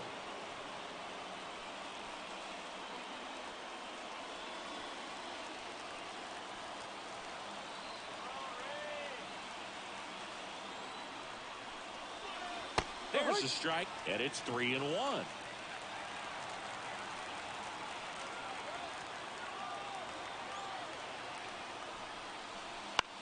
Bounce to the right. Diaz takes it himself. That's the first out in the top of the fourth. Not a bad outcome in that spot. The runner moves up to third, and now they have a chance to drive in the go-ahead run. It's not a knock, but at the end of the day, it's a good at-bat. So digging in, Byron Buxton struck out swinging his first time.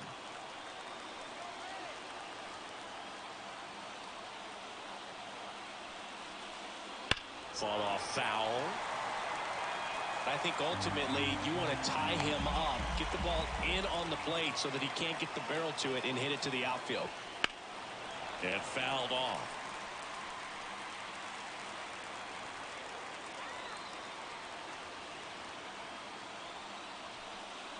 Not close with that one. Going to count 1-2. Julien stands at third with one gone in the inning. Wouldn't chase that time.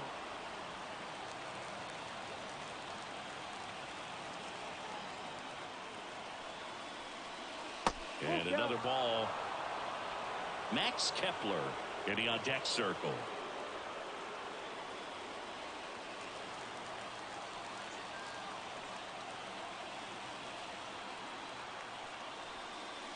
Foul.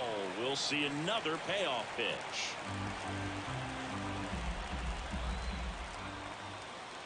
At the belt and fires. He walked in, and that. I don't think he really wanted to pitch to him right there anyhow. Now batting, the right fielder, Max Kepler at the plate. He struck out swinging at his first at bat. Eflin a move to first, and he's back in easily. I love this part of the game. Does he really want to try and steal second against this catcher?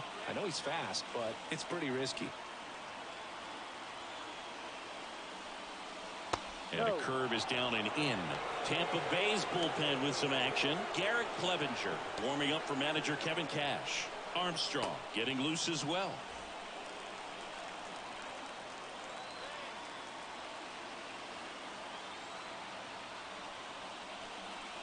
And that's through there for a strike. Trying to keep this a 2-2 game. Top half of inning number 4.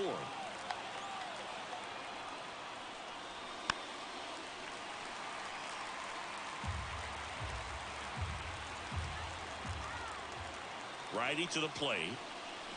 Outside low, and it's 2-2. 2 balls, 2 strikes.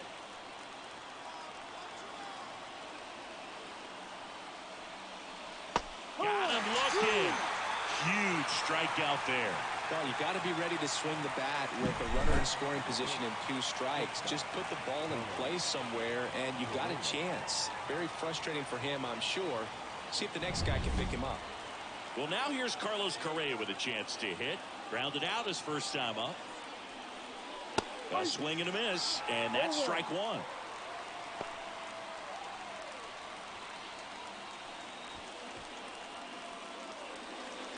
Corners are occupied with 2 down. This one smoked out to left.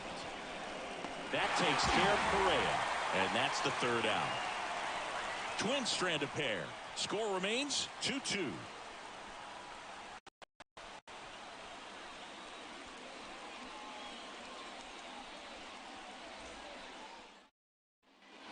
And we're back, ready to go. Bottom 4. Here's the left fielder, Randy Arozarena. And the right-hander back to work. Swings through that one. No ball. 1 strike.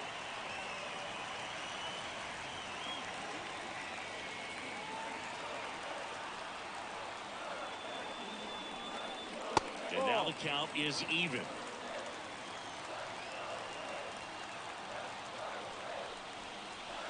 And that one missing low.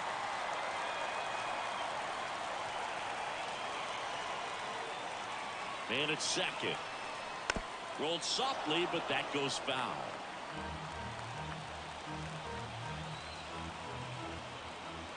Two now. Lopez gets the swing and the miss. 1 out in the bottom of the 4th. Typically that high fastball, if it's close to the top of the strike zone, a hitter, if he's prepared for it, can get to it. But that one just had that little jump at the end, which indicates there's a good spin rate on it, and it didn't decrease in velocity as that hitter's internal clock would expect it to, and that's why you see the swing and miss. And now it's Ahmed Rosario. Came into the game as a pinch runner. This is his first trip to the plate in this one.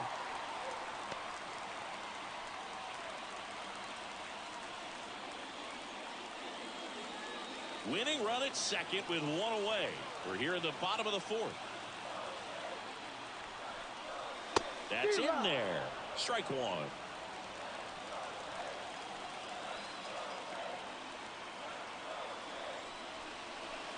And a swing and a miss. Well, he knows they don't want to give him anything to hit, but when you've got opportunities to drive in runs, you've got to expand the zone.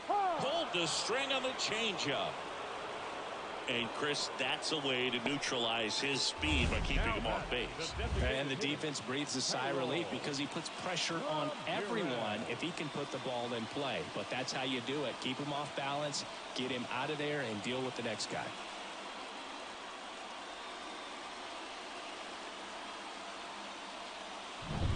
Next to hit, Harold Ramirez.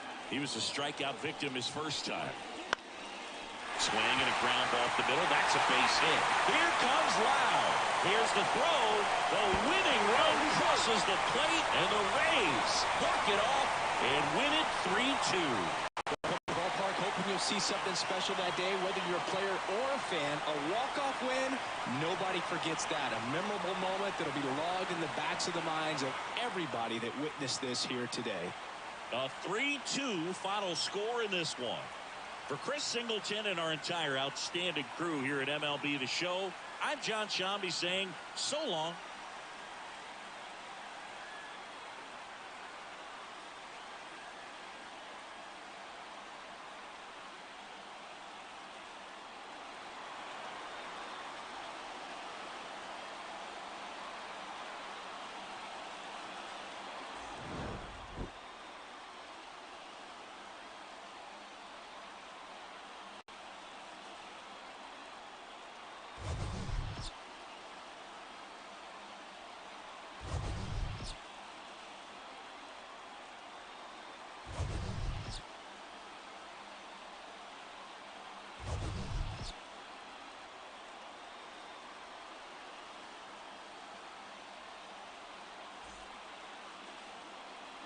The final line score for this afternoon's ball game. For the victorious Rays, 3 runs on 3 hits, no errors. They left 2 runners on base. For the Twins, 2 runs on just 2 hits, no errors. They left 4 runners on base.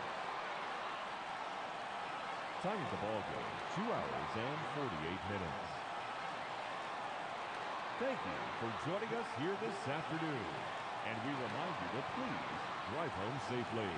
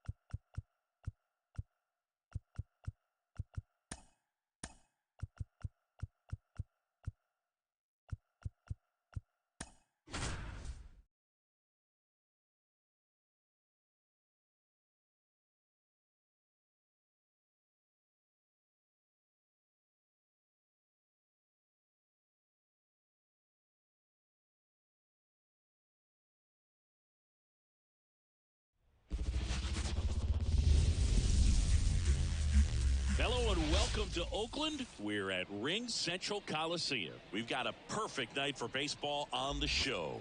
It's the Seattle Mariners going up against the Oakland Athletics.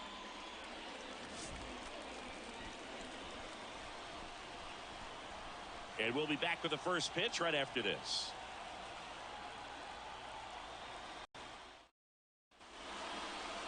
Coming up on the first pitch and on the hill, number 38. Try to stay back for that power changeup. Speed differential between the fastball and the changeup is huge. Hitters, they have a hard time staying back. J.P. Crawford gets a chance to hit. For Seattle, the shortstop, J.P. Crawford.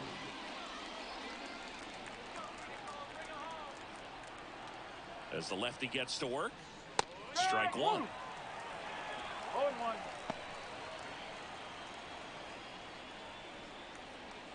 First pitch, 7 o'clock.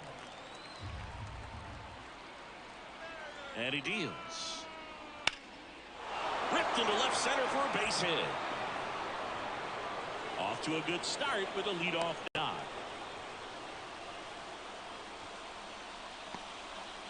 Couldn't have timed it up any better than that. Showed a willingness to drive that pitch the opposite way. Didn't get jumpy, didn't try to pull the ball. He let it get deep, took the barrel right to it, and then extended through the swing for the line drive base hit. And now it's Julio Rodriguez.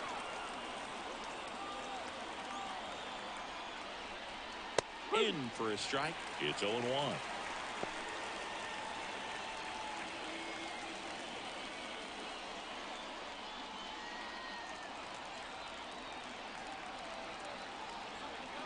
The pitch.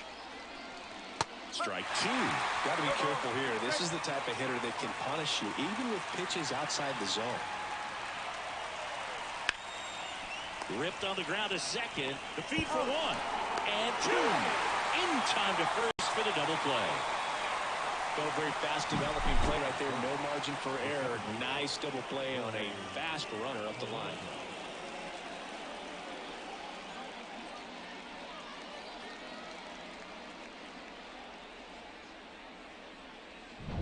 The batter now, Jorge Polanco.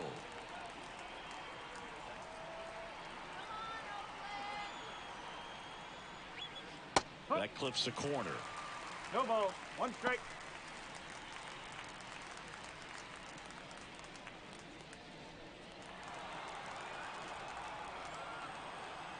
Two down, nobody on. And that one upstairs. 1-1.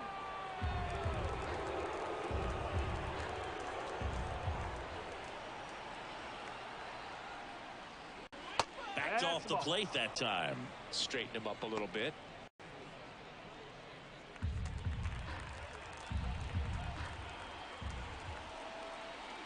And a pitch. 2 balls, 2 strikes to count with 2 outs.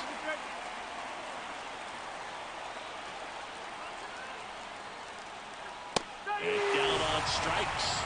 And good work there as he gets a 1-2-3. Mariners nothing. A's coming to bat. It's Major League Baseball, and it's on the show.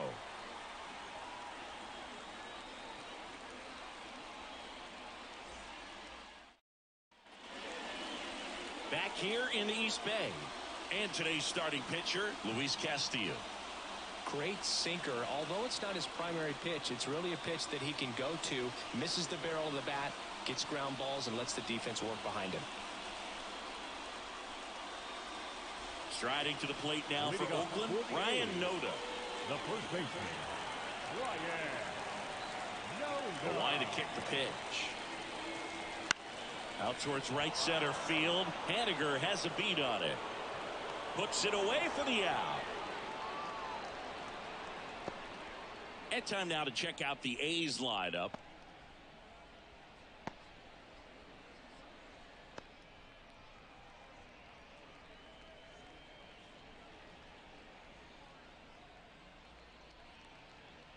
Now the number 2 hitter, Zach Geloff.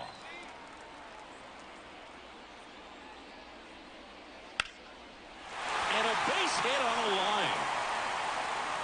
And the winning run is aboard. There you go.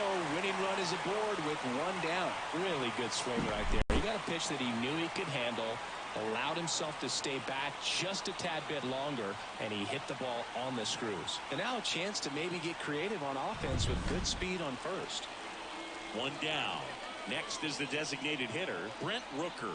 This is another guy capable of hitting tape measure home runs. Out in front with the swing, and that is strike one.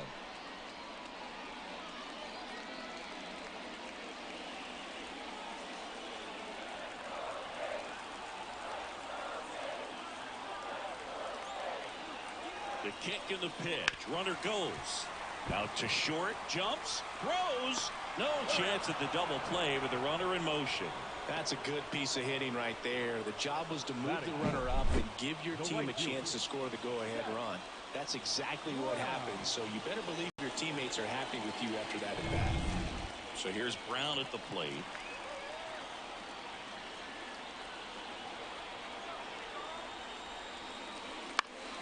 And that one fouled off.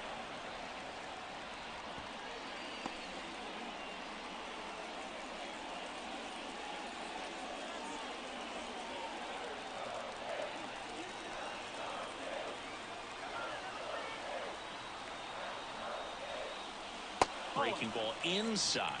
And it's 1-1.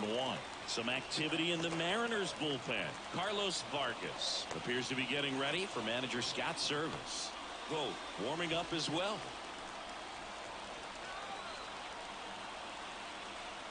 The winning run on second base. Swing and a miss. Looked off balance that time. He's looking pretty sharp to start the ball game. He's got that good fastball working early. That's to third. Across is the winning run, and the A's walk it off. Well, you come to the ballpark hoping you'll see something special that day, whether you're a player or a fan. A walk-off win, nobody forgets that. A memorable moment that'll be logged in the backs of the minds of everybody that witnessed this here today. And a 1-0 final score here in this one. Oakland hangs on to win it. For Chris Singleton and our entire crew here at MLB The Show, thanks for stopping by. I'm John Shambi. Talk to you soon.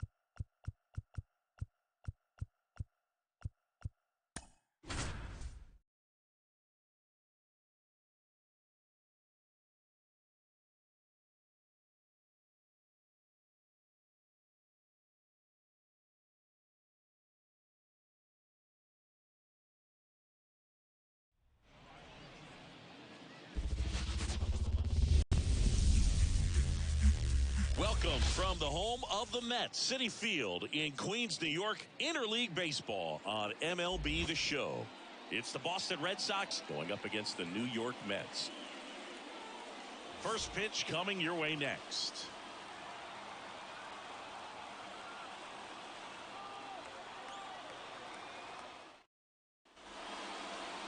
So just about set now. And on the hill, a soft tossing lefty, just like you, Chris. Jose Kidd, how about a scouting report on him?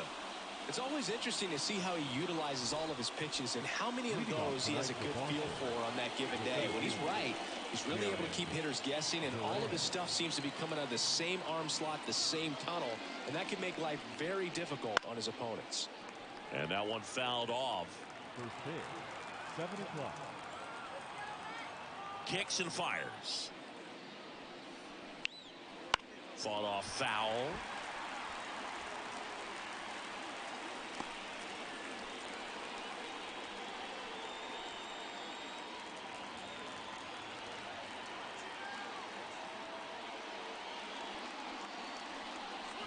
Got him swinging for the strikeout. Chase the fastball up the ladder for strike 3. No, there's a small sigh of relief right there. I mean, just to keep that speed off the base paths. It's not just the pitcher. It's other guys that have to think about it. From your infielders have to think about that runner potentially stealing, but also be in position to make a play. As an outfielder, you're thinking about a base hit to the outfield. I got to get to it quickly to try to keep this guy from taking an extra base. So I think that he didn't reach base.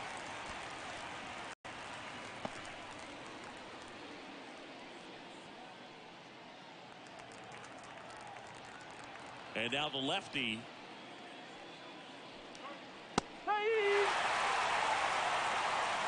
One out, base is empty.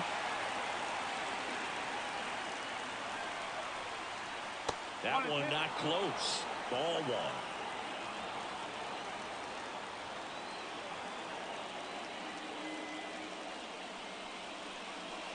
That's inside. Man, oh man, I don't know how you take that pitch. That's as close as it gets. That's foul off to the right side. Keeps the AB going.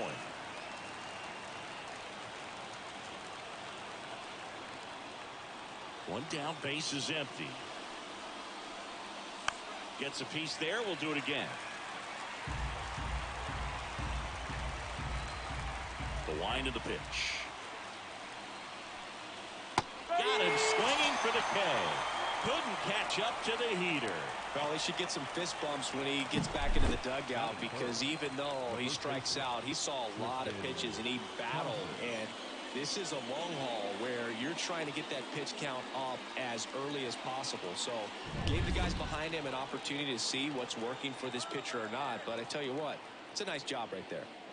Now batting Tristan Casas. Swinging a foul back. That's out of play.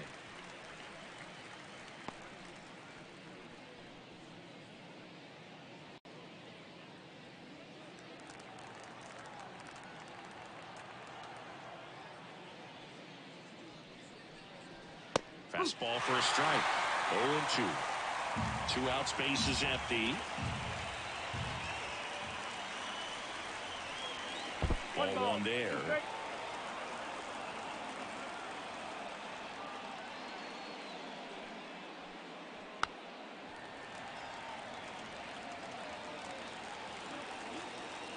Two outs. And it's even up. Well, he's not afraid to fall into a 2-strike count. Knows the strike zone very well. So much so that I think umpires will look at him and determine whether it's a ball or strike if he swings or not. Swing and a miss. Struck him out. Slings to first. And it's a 1-2-3 inning. We head to the bottom of the first. No score.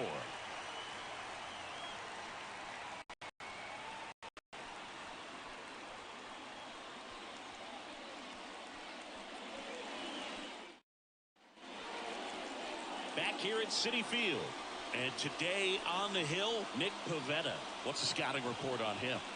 Well, he comes at hitters with a 5-pitch mix, so for him, it's always interesting to see how he utilizes those weapons. He may lean on 1 or 2 pitches depending on how things are going and how things are working, but if he can control 4 or even 5 of those offerings, look out, hitters. It's going to be a tough day. He's really going to be able to keep those guys off balance. Bottom of the first, here's Brandon Nimmo. That one missing inside.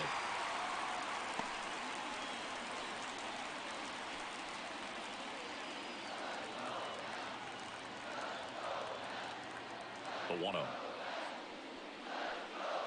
Fastball for a strike.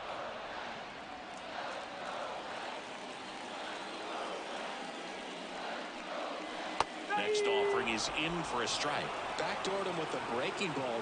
Just got the corner. There's nothing you can really do with that.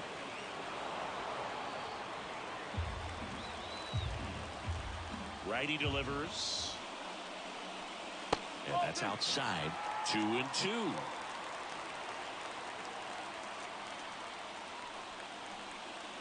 Wouldn't chase that time. Jeff McNeil up next.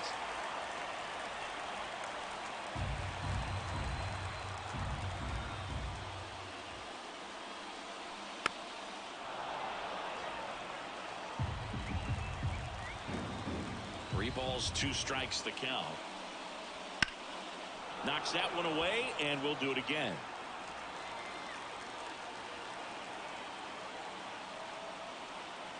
Right-hander deals. Ball Take it four, back. he walked in, and that'll keep the line moving. It wasn't easy, but he earned that walk after a long at-bat. No outs, runner at first. Jeff McNeil up now for the Mets. Ball one, no strikes.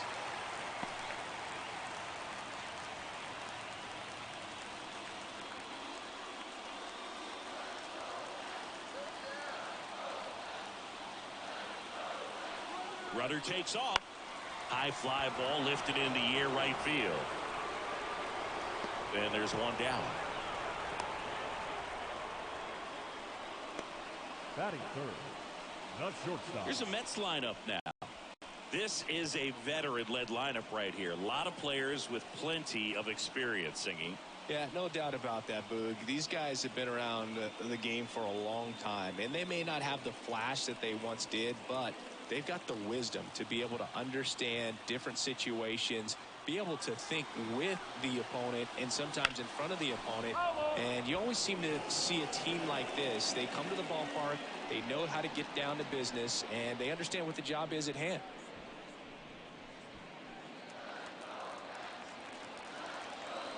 Yo one. And fouled off. With 2 strikes, may see some movement over there at first base, trying to stay out of the double play right here.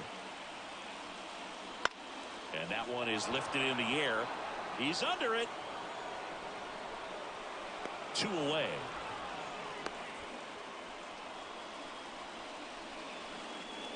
Batting fourth, the first baseman, Pete. And now it's the polar bear, Pete Alonso. He's not going to get cheated up there. No, he's not.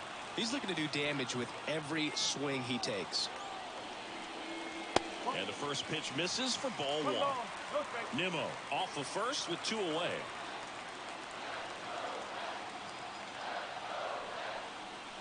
That's a little bit low.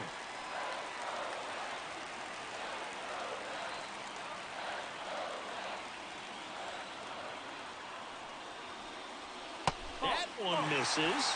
And now 3-0. Starling Marte waiting to hit for the Mets.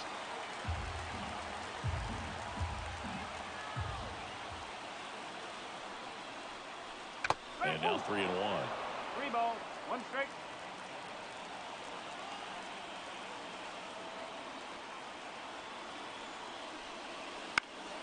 Swinging a foul over the screen and back out of play. 3-2, 2 out, runner on first. A lot of movement in the infield. Hitters got to stay focused on the pitch. Swing and a miss. He struck him out. Had him out front for strike 3. Mets strand 1, scoreless after 1.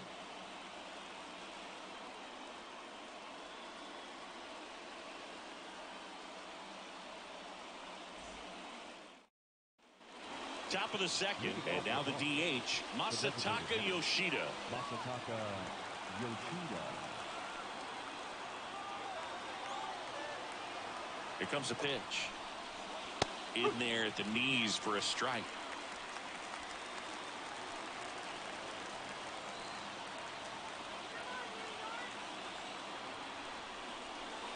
And a curve is down and in.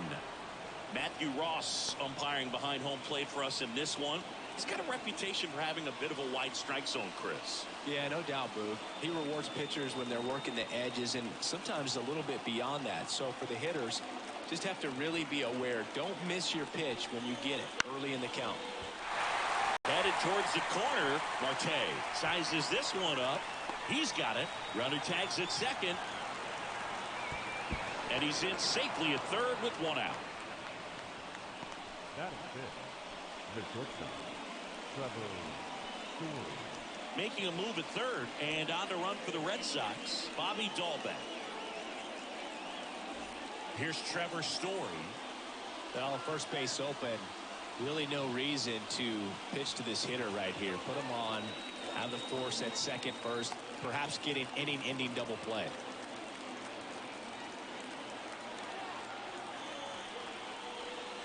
That one misses. 1-0. Stirring in the bullpen for the Mets. Drew Smith appears to be getting loose.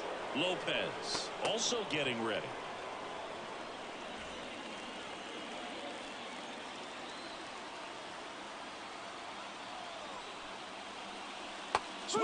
a miss. And it's 1-1.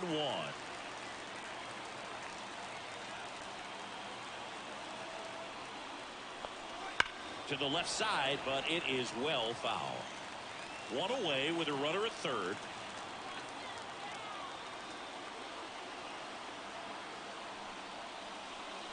Got him swinging. Oh, that's a huge strikeout right there. Big second out. Infield was in. They were playing the full court press, and he got the swing and miss. Keeps this one tied. This next at bat should be a lot of fun. The odds of wiggling out of this just went up considerably. And next for the Red Sox, Wilyer Abreu. Bounding ball here, rolls foul.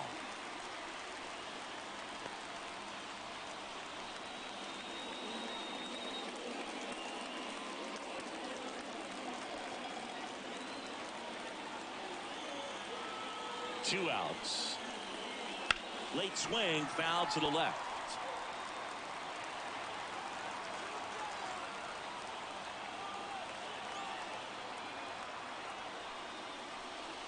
Next pitch is downstairs. Well, that's kind of what you expect in an 0-2 count. Excellent job of the hitter to have the plate discipline to lay off of that pitch. Next offering is downstairs.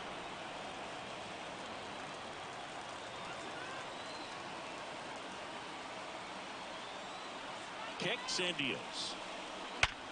Hard grounder into the outfield for a knock. Runner from third in to score. And it's 1-0. Mission accomplished there as he picks up the RBI to give him the lead. Couldn't get any air under it, but he smoked that ball back up the middle. Timing was just perfect. Got great wood on it, and there's just no chance for the infielders with how hard he hit it. And now they've got some speed on first, so we'll see if they try to get him into motion. Here's Tyler O'Neill. That's outside, and it's 1-0.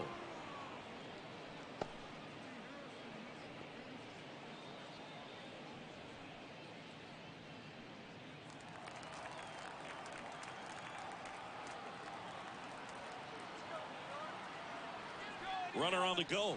Ball misses. Throw. Save. Really nice swipe of second right there. He knew he had to get a really good jump on the pitcher because that catcher can make up some time, man. Such a good catch and throw guy behind the dish. Nice job right there, but he just beat it.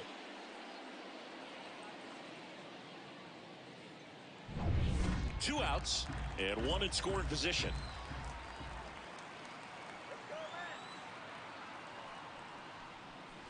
And another ball. Well, I would expect in this 3-0 count, you're taking all the way. See if he'll walk you. Vaughn Grissom on deck for Boston.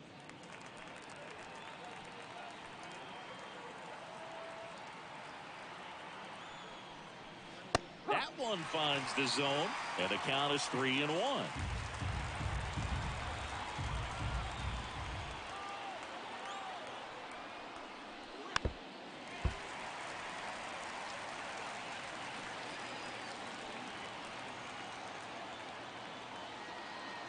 Man on second, 2 down.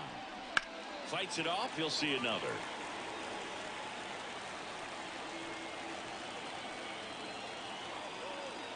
And the pitch. Battling here as he fouls it away.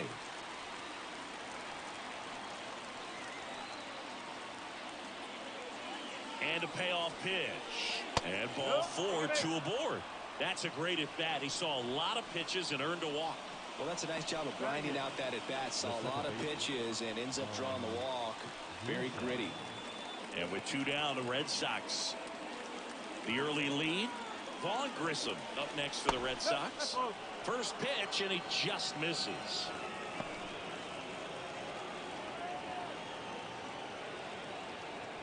Traffic on the bases with one already in here at the top of the second. And that's off the inside edge. And that's ball 2.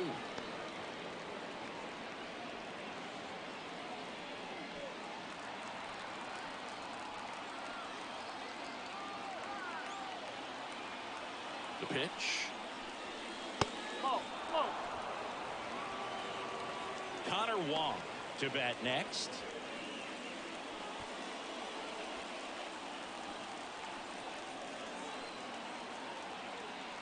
The pitch. And that one clips the corner.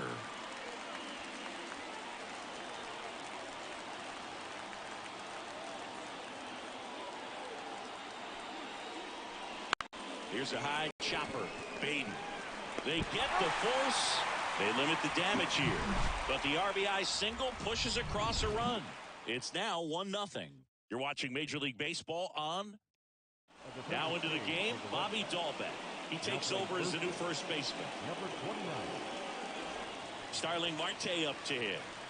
What are you looking to do in these spots? You're down a run. You're leading off the inning. He's not a power hitter, a guy that's looking to tie it up with one swing. So he's going to take and get into this at bat and try to get deep into the bat. Ultimately, however he can, get to first base.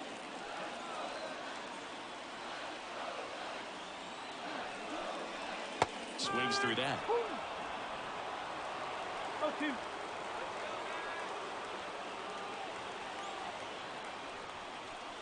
Caught him looking for the K.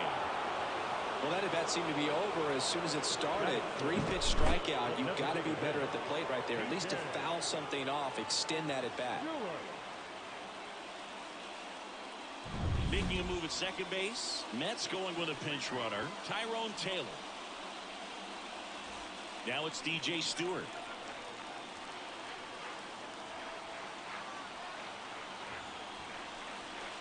Swing and a miss. 1-1. One strike.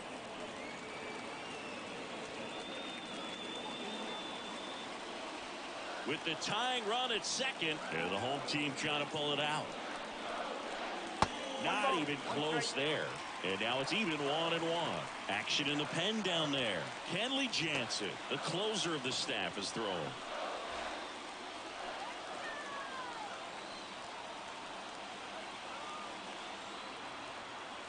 Man at second. Swing and a miss at one above the zone. I think he was a little excited there, saw the fastball, but needed a step ladder to get to that one. He's going to have to tighten it back up. He wants to have a good at bat. And he hits a ground ball right side. Already 2 out here in the home half of inning number 2. Well, there's a lot riding on that at bat right there. Nice job of the pitcher to bear down, make the pitch, get the ground ball. Excellent piece of work. So last chance for the Mets. Francisco Alvarez, the next to hit, trying to deliver as the hero. And this is a big opportunity for him to pick up his teammate right here.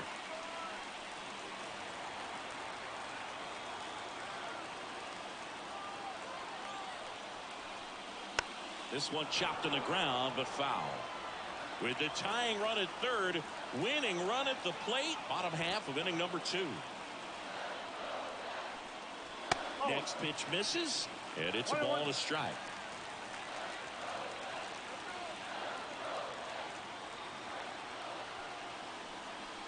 They're down to their final strike. Really going after him here. All fastballs to get ahead in the count. The Mets down to their final strike. Swings and misses, struck him out. And this one is over with the tying run stranded just 90 feet away. Well, this one was all about the pitching and defense. Outstanding job of the pitchers, really attacking hitters, trusting what the catcher was putting down, and trusting the players standing behind him to make the plays defensively. Sometimes you want to see a high-scoring game, but sometimes you can appreciate the artistic beauty of what these pitchers did on the mound today.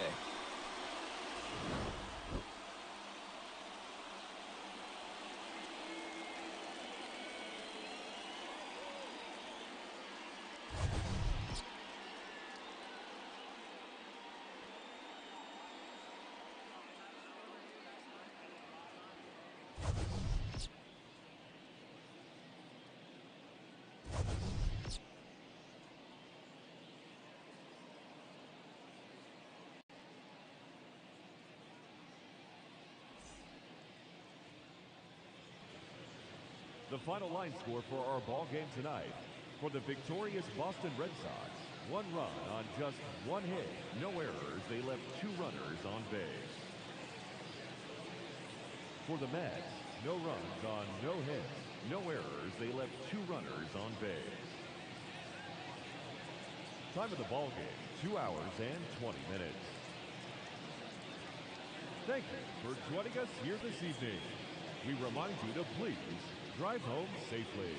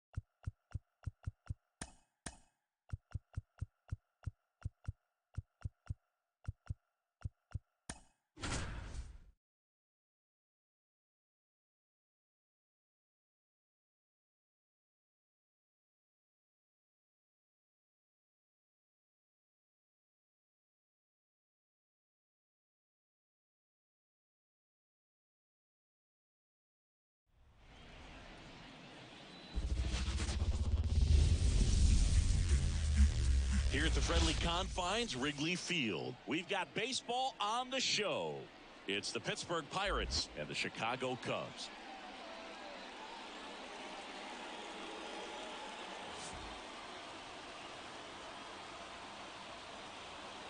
All right, we'll be back to get this one started after this.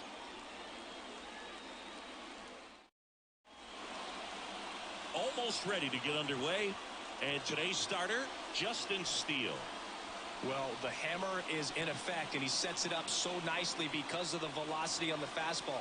Will elevate that and then break you off when he's ahead in the count. What I love about him, you get into the later innings of the ball game, and the velocity seems to go up. All right, ready to go here. Here's O'Neal Cruz. And that one fouled off.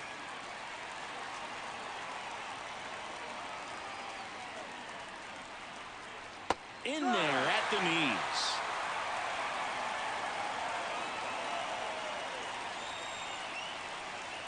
Got him. And one out now. Frustrating end to the at-bat for the hitter, and I'm sure that's going to sit on him for a little while. You want to be ready to hit the fastball. Sometimes you can overthink things, and I think that was the case right there. Brian Reynolds here. In there for strike one.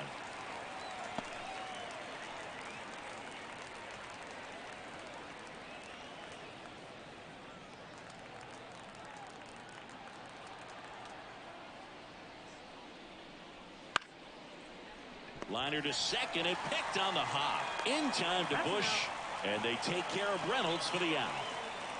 We take a check of the Pirates lineup put together by manager Derek Shelton.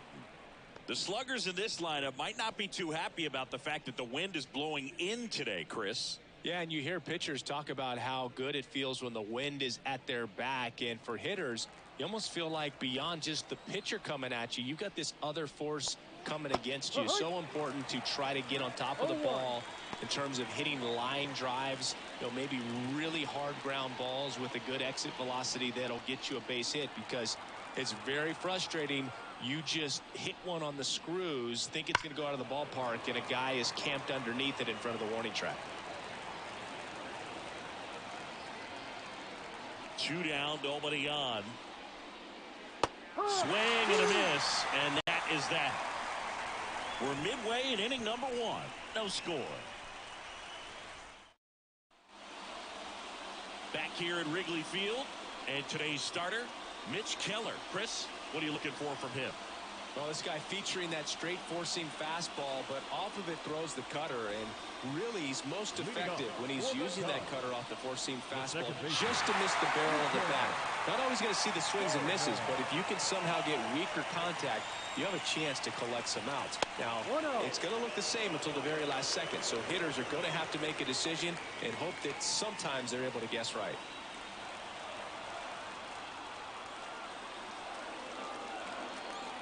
And the righty deals. Smoked into left field, base hit. Leadoff knock puts the winning run on base.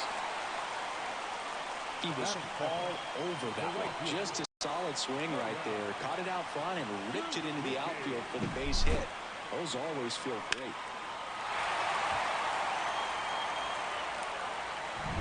Seiya Suzuki, the next Cub to hit.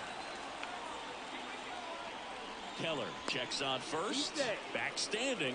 He's in there safely. This is a hitter who takes his game to another level, playing at night.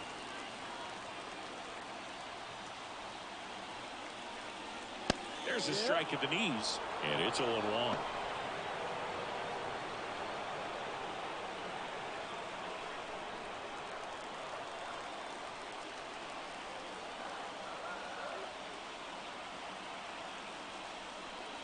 That's a strike. With 2 strikes, may see some movement over there at first base, trying to stay out of the double play right here.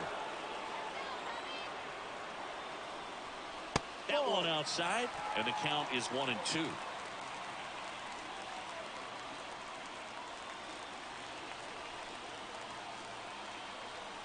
Right-hander kick steals. Just missing there. The count now 2-2. Man, oh man, I don't know how you take that pitch. That's as close as it gets. Headed down the line. Sawinski drifts towards it. Leaps at the wall. And he's got it. That is good. The left fielder, Ian. Here's a look at the Cubs lineup. The sluggers in this lineup might not be too happy about the fact that the wind is blowing in today, Chris. Yeah, and you hear pitchers talk about how good it feels when the wind is at their back. And for hitters, you almost feel like beyond just the pitcher coming at you, you've got this other force coming against you. So important to try to get on top of the ball in terms of hitting line drives, maybe really hard ground balls with a good exit velocity that'll get you a base hit, because it's very frustrating. You just hit one on the screws, think it's going to go out of the ballpark, and an outfielder is camped underneath it in front of the warning track. Horner, the base runner at first with one out. Horner on the go. That one ripped, but foul.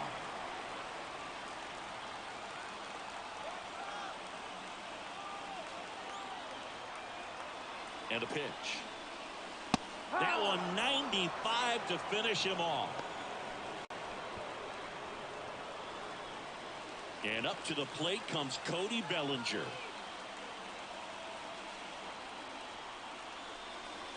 And immediately pumps in a strike to the left-handed hitter.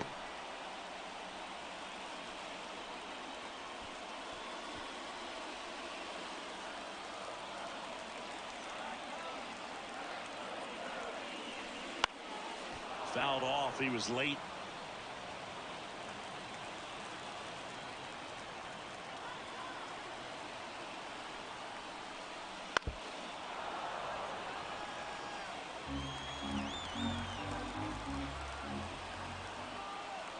Here's the 0-2. And that's outside. 1 ball, 2 strikes.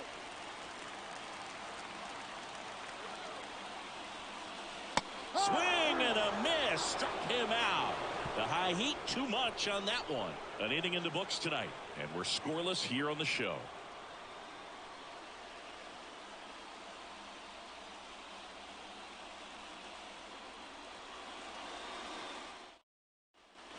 Second inning set to go. And now it's Andrew McCutchen.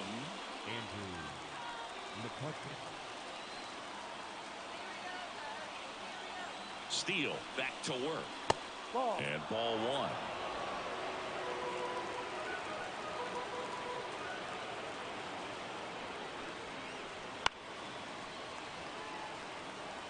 Pretty good pitch to take a pass at in a 1-0 count. Just not able to square it up. Man at second. Foul back our way, and that's out of play. Really going after him here. All fastballs to get ahead in the count. That one missed.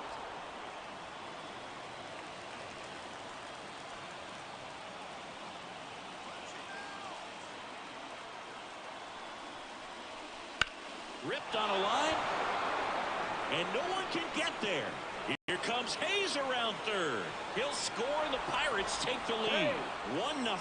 Fires to second too late. Into second with a double, and that was hard hit. What a way to get it going. A double to knock home the runner from second. Yeah, just clearly trading places, and now that guy on second threatening to score more runs.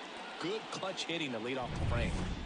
Runner in scoring position, no outs. Jack Sawinski, the next Pirate to hit. And the pitch is in for a strike. 0-1.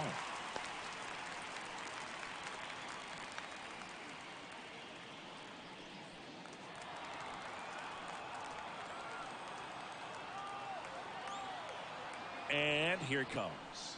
And takes low for ball 1. The Cubs bullpen with some action. Number 43, the rookie left-hander, appears to be getting going. Leiter, the right-hander, also getting loose.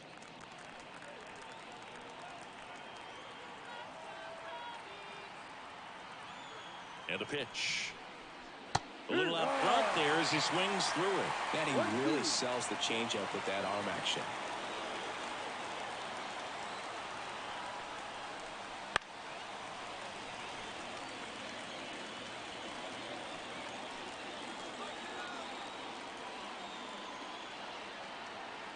Here's a 1-2.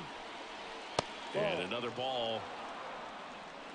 One on, nobody out, a run in here at the top of the second. Got him looking. Not what you're looking for after the leadoff double. A strikeout, and there's one away. Here's the catcher, Henry Davis. Kind of a throwback. No batting gloves. This to third. Out on the off-balance throw.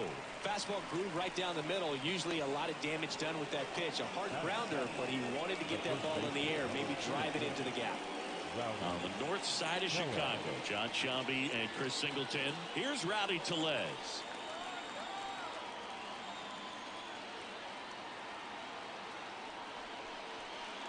On the ground to third. Base hit. That was smoked through the infield. Run comes in from second. It's 2-0. Well, that started and ended pretty quickly. No messing around right there. Really good swing right there. He got a pitch that he knew he could handle, allowed himself to stay back just a tad bit longer, and he hit the ball on the screws. Here's the center fielder, Michael A. Taylor.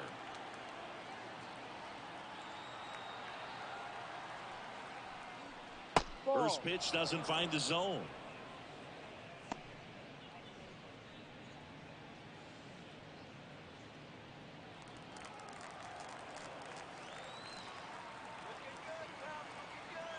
Two outs. And there's a strike. Pretty rare location right there, right down the middle. This guy paints the edges. I'm not sure if you're going to see that pitch again as a hitter. And he deals. Breaking ball inside. And it's 2-1. Tellez off of first with 2 away. And there's a ball. 3 balls, 1 strike. The pitch. And that one off the inside edge. You walked him. Not what he wanted to do right there, Boog. That keeps this inning alive, puts a runner in the scoring position, and a chance for this offense to add on to their lead. Here's the second baseman, Liover Peguero. A little bit high, and that's ball 1.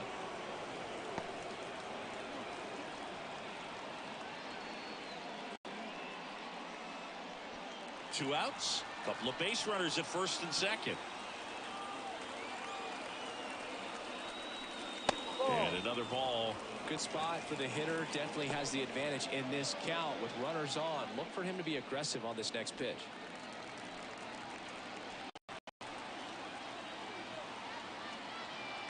Two on, 2 outs. Yep. Nasty 2-0 slider there. He's got a lot of confidence in that pitch.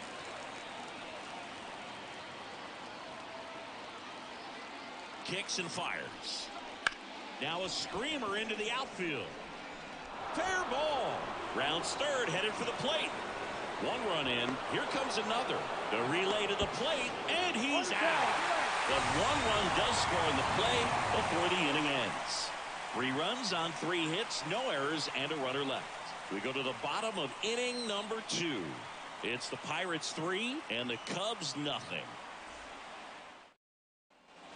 Bottom half of inning number 2. So up now for Chicago, Dansby Swanson. Not shortstop, Dansby. And a pitch. Fly ball down the line. This has got a chance, and it is foul.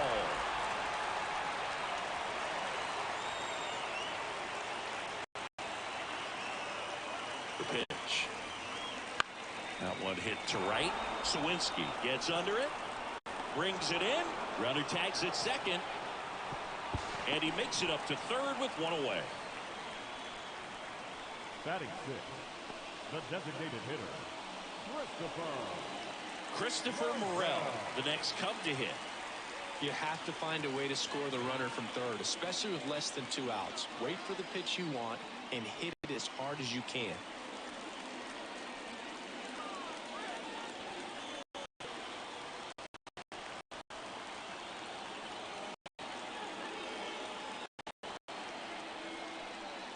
That's off the mark.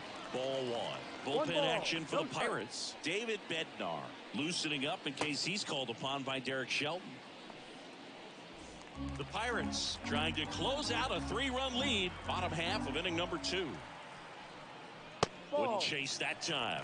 Making the calls behind the plate in this one is Woody Keller. Yeah, and Woody does a pretty good job back there, Boog. He's got a pretty fair strike zone most of the time. Maybe.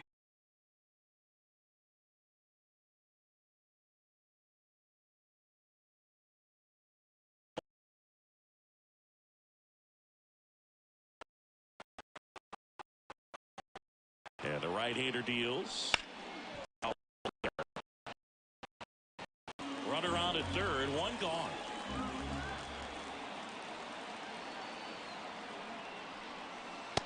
Swings through that one. It's Batting seven. now.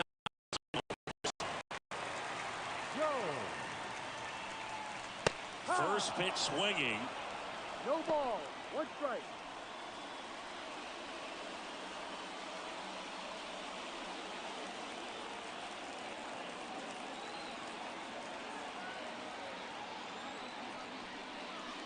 Next offering is down low. 1-1. 2 outs with a runner at third.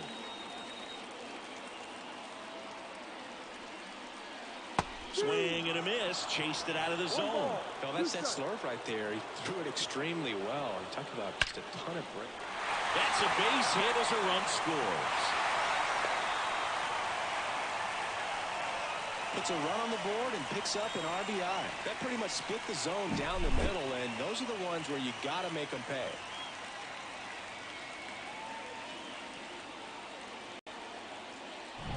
So, man aboard, Michael Busch, the next Cub to hit.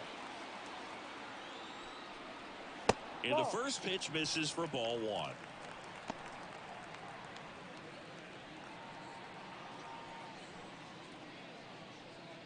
With the tying run at the plate, and the home team trying to pull it out.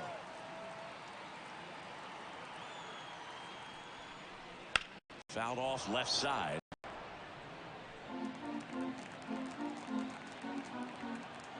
Righty delivers. They're down to their final strike. 1-2.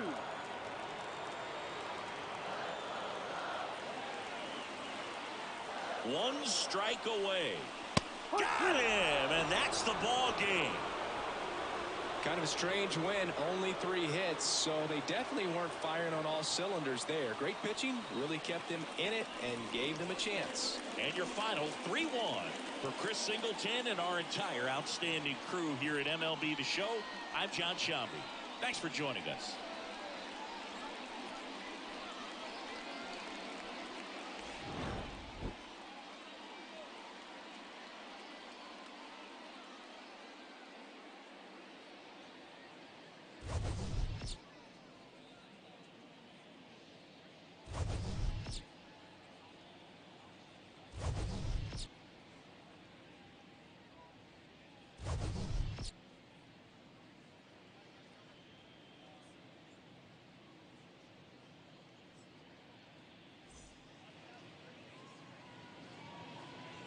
Here now is our final line score tonight.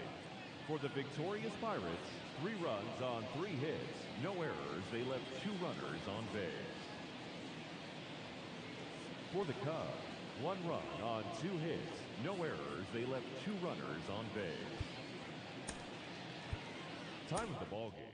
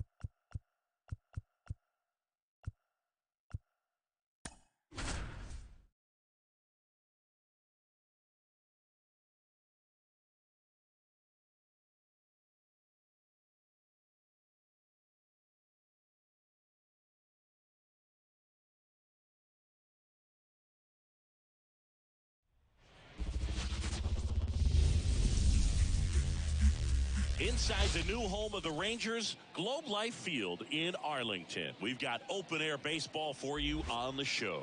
It's the New York Yankees and the Texas Rangers.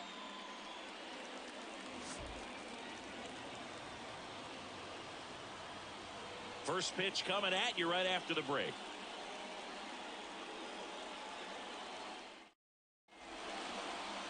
All right, first pitch coming up. Showing the slab in today's game, Nathan Eovaldi. Anytime you have 5 pitches to work with on the mound, that repertoire can be a real weapon in terms of keeping hitters off balance, man. It's one of those things that I'm going to be looking for in this one. Does he have a feel for all of those pitches, or is he just able to get 1 or 2 over in the strike zone where he wants? Now, it's tough to do to be able to command all those pitches, but if he can, he is going to be very tough for the opponent today. DJ LeMahieu swings through it for strike 1. First pitch, 7 o'clock. Good eye right there.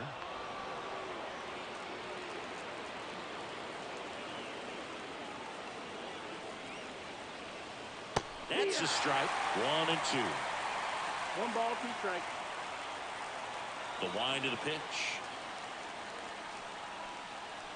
Swing and a miss, struck him out.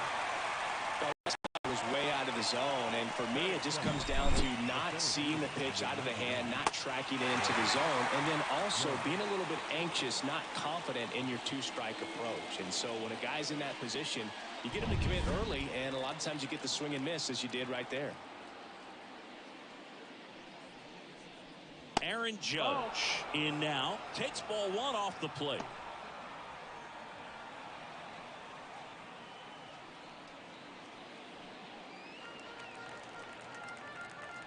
One down, base is empty. And another ball. 2 balls, no strikes.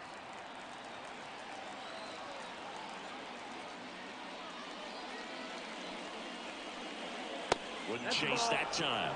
I almost feel like he's frustrated a little bit. He wants to be challenged. Juan Soto waiting to hit for the Yankees. 1 out, base is empty.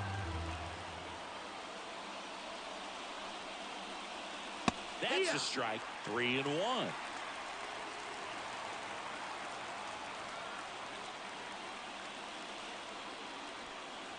Swing and a miss as he was out front.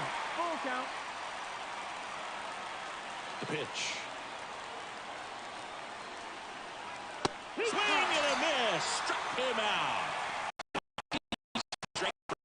Well, there appears to be no problem settling in on the mound out there today. It looks pretty tough to start this one, punching out the first 2 hitters of this ball game. And somebody's going to have to put the bat on the ball, put it in play, and get something going. Juan Soto now.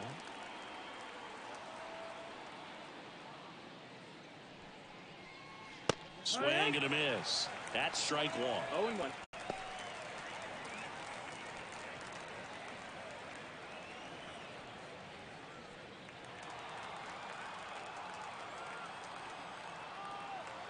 Left-hand batter waits. Now a pop-up on the infield. Young has this one sized up. Nabs it, and that'll do it. Yanks held in check. And now the Rangers will get their shot in a scoreless ball game. You're watching Major League Baseball exclusively on the show.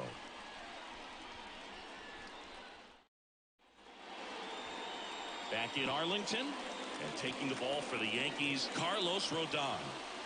Well, there are going to be a lot of balls in play because of the ground ball rate. Important that the defense stays engaged in the game. I think it's critical tempo is there. If you work quickly, it helps the fielders behind you to stay engaged, to make those plays, and help you get through the innings. Base hit into the outfield. And now the winning run is on base. Didn't take long to get a result for that at bat. Just a solid swing right there. Caught it out front and ripped it into the outfield for the base hit. Those always feel great. And now let's see if they force some action with good wheels on the bases.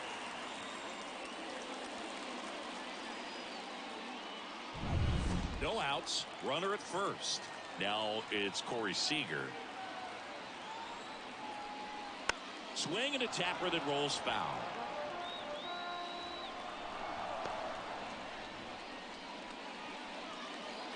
Simeon gets his lead at first with nobody out. Upstairs.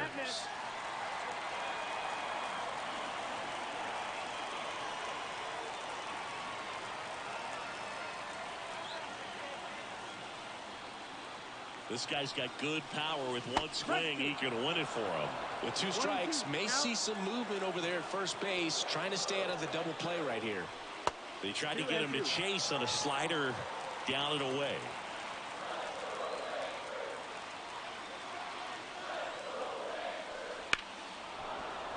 Foul ball, another 2-2 upcoming.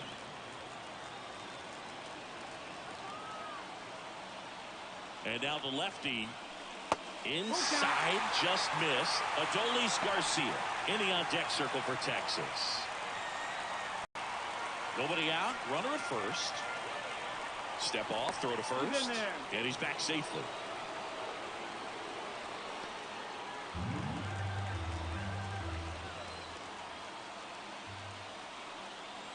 (3-2). Ball 4, and Seager has taken his base. Well, now he's got 2 runners on after that walk, and things can get out of hand in a hurry in these situations, so he's going to have to find a way to get back into the strike zone. Looks like we've got a substitution at first. Here's the pinch runner for Texas, Travis Jankowski. First and second, no outs. Now it's going to be Adolis Garcia. In for a strike, 0-1.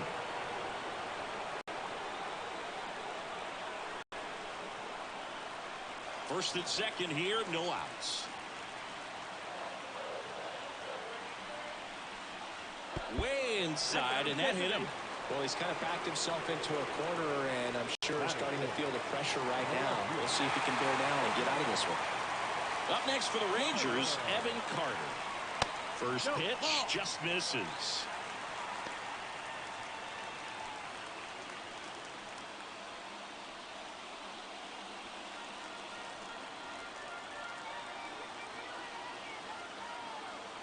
Rodon fires. That one missed. Pressure's on right here. 2-0 count, bases loaded. You don't want to fall to a 3-ball count and then walk in or on. He's got to challenge the hitter right here. Kicks and deals. Right down the chute. Now 2-1. You need a strikeout, and you need a ball perhaps on the ground for a double play, or get yourself a pop-up, something, but you've got to make some pitches. But if he can battle and get through this, he can earn some points. Bases juiced, no outs.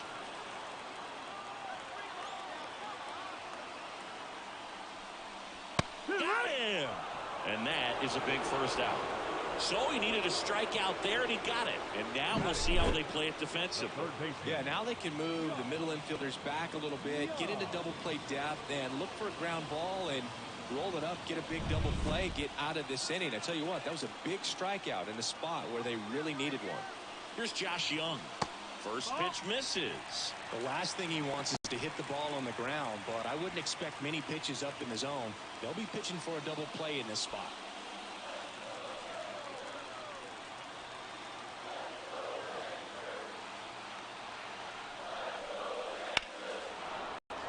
Sliced hard but foul. Look out. That ball was smoked. Man, I am so relieved that they have this netting down the lines. Just ensures safety for the fans. Last thing as a player, you want to look up and see a fan get hit.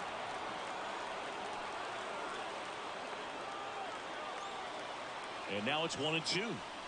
Puts and misses. That's a strikeout.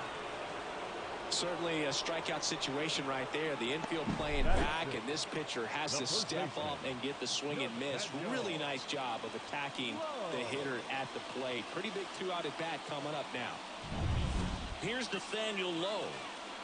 And there's no doubt that they'll feed off the energy from this crowd, right? I mean, yeah, I'd say the intensity level has gone up a few notches for sure.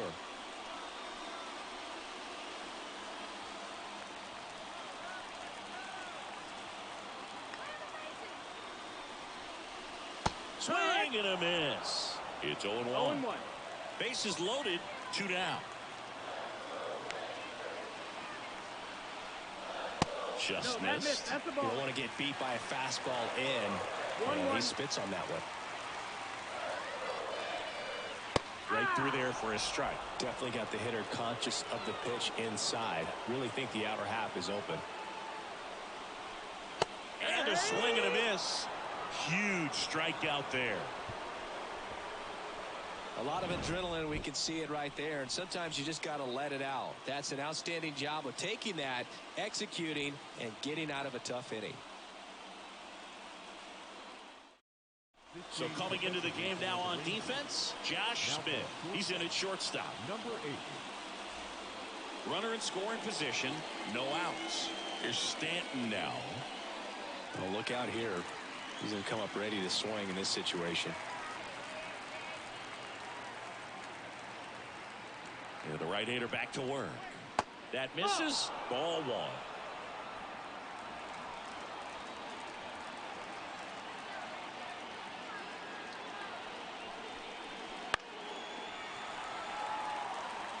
Just missed. If he's able to connect on that, look out.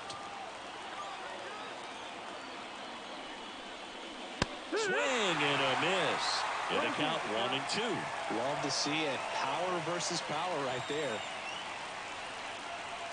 Got him swinging. And that's the first out. Boog, if you can set up a good two-strike splitter with the fastball on the previous pitch, it's going to be so tough to recognize and adjust your swing to get a piece of it. Clearly had him reaching for it right there. And here is Anthony Rizzo.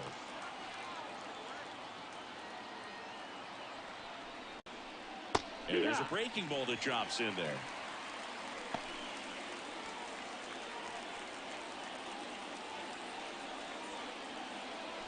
With the go-ahead run standing at second here at the top of the second. Next offering in there for a strike. That's strike 2. Bullpen action for the Rangers. Yerry Rodriguez appears to be getting ready. And I'm sure he's feeling some nerves. This would be his major league debut. Let's also throwing. Man at second. Fouls that off to the left and will do it again. Well, he got challenged with a good fastball right there. Just couldn't catch up. And the 0-2. 1-2. In the dirt, blocked. No movement. Now a ball and 2 strikes. The 1-2. Good job to fight that one off.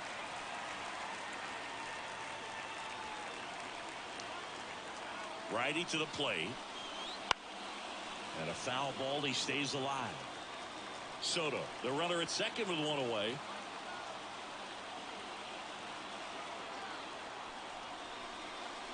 Fouls it back with 2 strikes.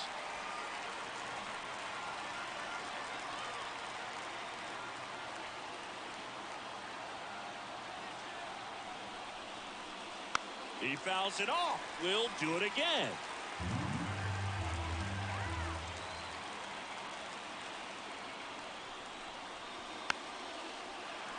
That ball is foul, and the pressure is building.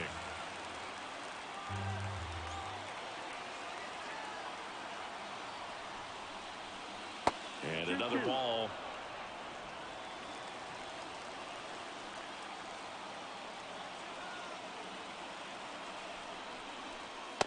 Struck him out looking. Most guys are very aggressive when they see the stakes out there on the base paths and can't understand why he wasn't ready to swing the bat. You've got to be ready to swing the bat in a situation like that with the go-ahead run in scoring position. Here comes Gleyber Torres. And that one missing low.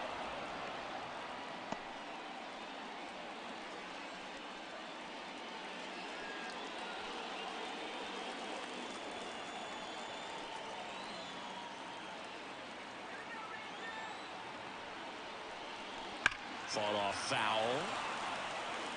A little early on that fastball. I'm sure the pitcher taking a note. Look for an off-speed pitch on this next one.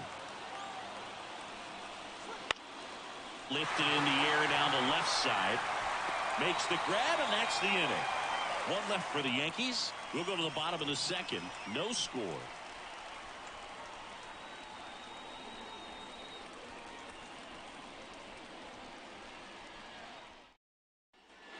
back at Globe Life Field. And now the switch hitting catcher, Jonah Heim. Here comes the pitch. Late on that fastball. Well, a come and get me fastball right there. He didn't look ready for the velocity. I think it'd be a mistake to throw him anything off speed right here. Next offering is in for a strike. Boog, one of our favorites. Jerry Hillsdale umpiring behind home plate in this one. Pretty much by the book with his strike zone. And because he's so by the book, you'll sometimes see pitchers questioning him. They'll make a good pitch on the edge of the zone. Buckled him with the backdoor breaking ball for strike 3. I don't know what he's looking for right there. You have to be ready to swing the bat. You can walk it off if you're just a little more aggressive.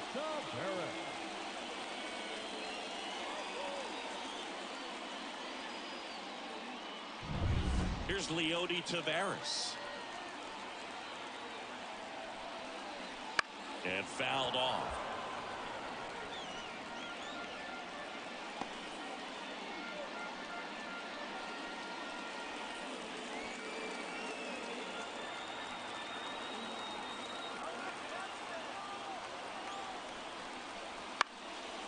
Line drive, base hit. Runner around third on his way to the plate.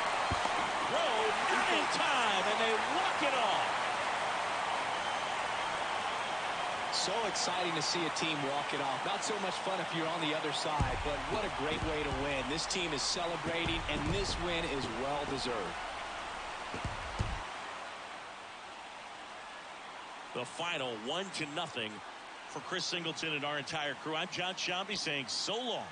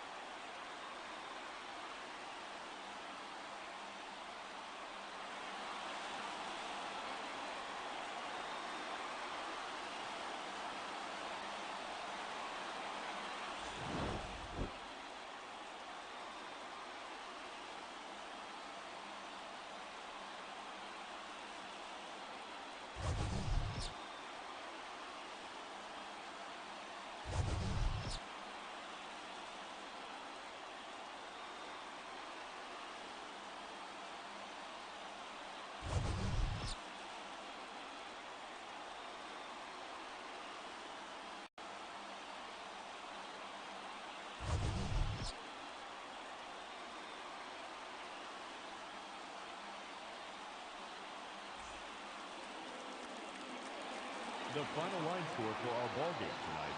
For the victorious Rangers, 1 run on 2 hits, no errors. They left 3 runners on base.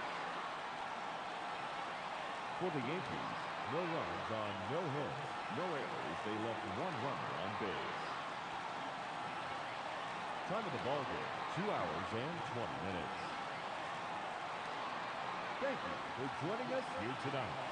And we remind you to please drive home safely.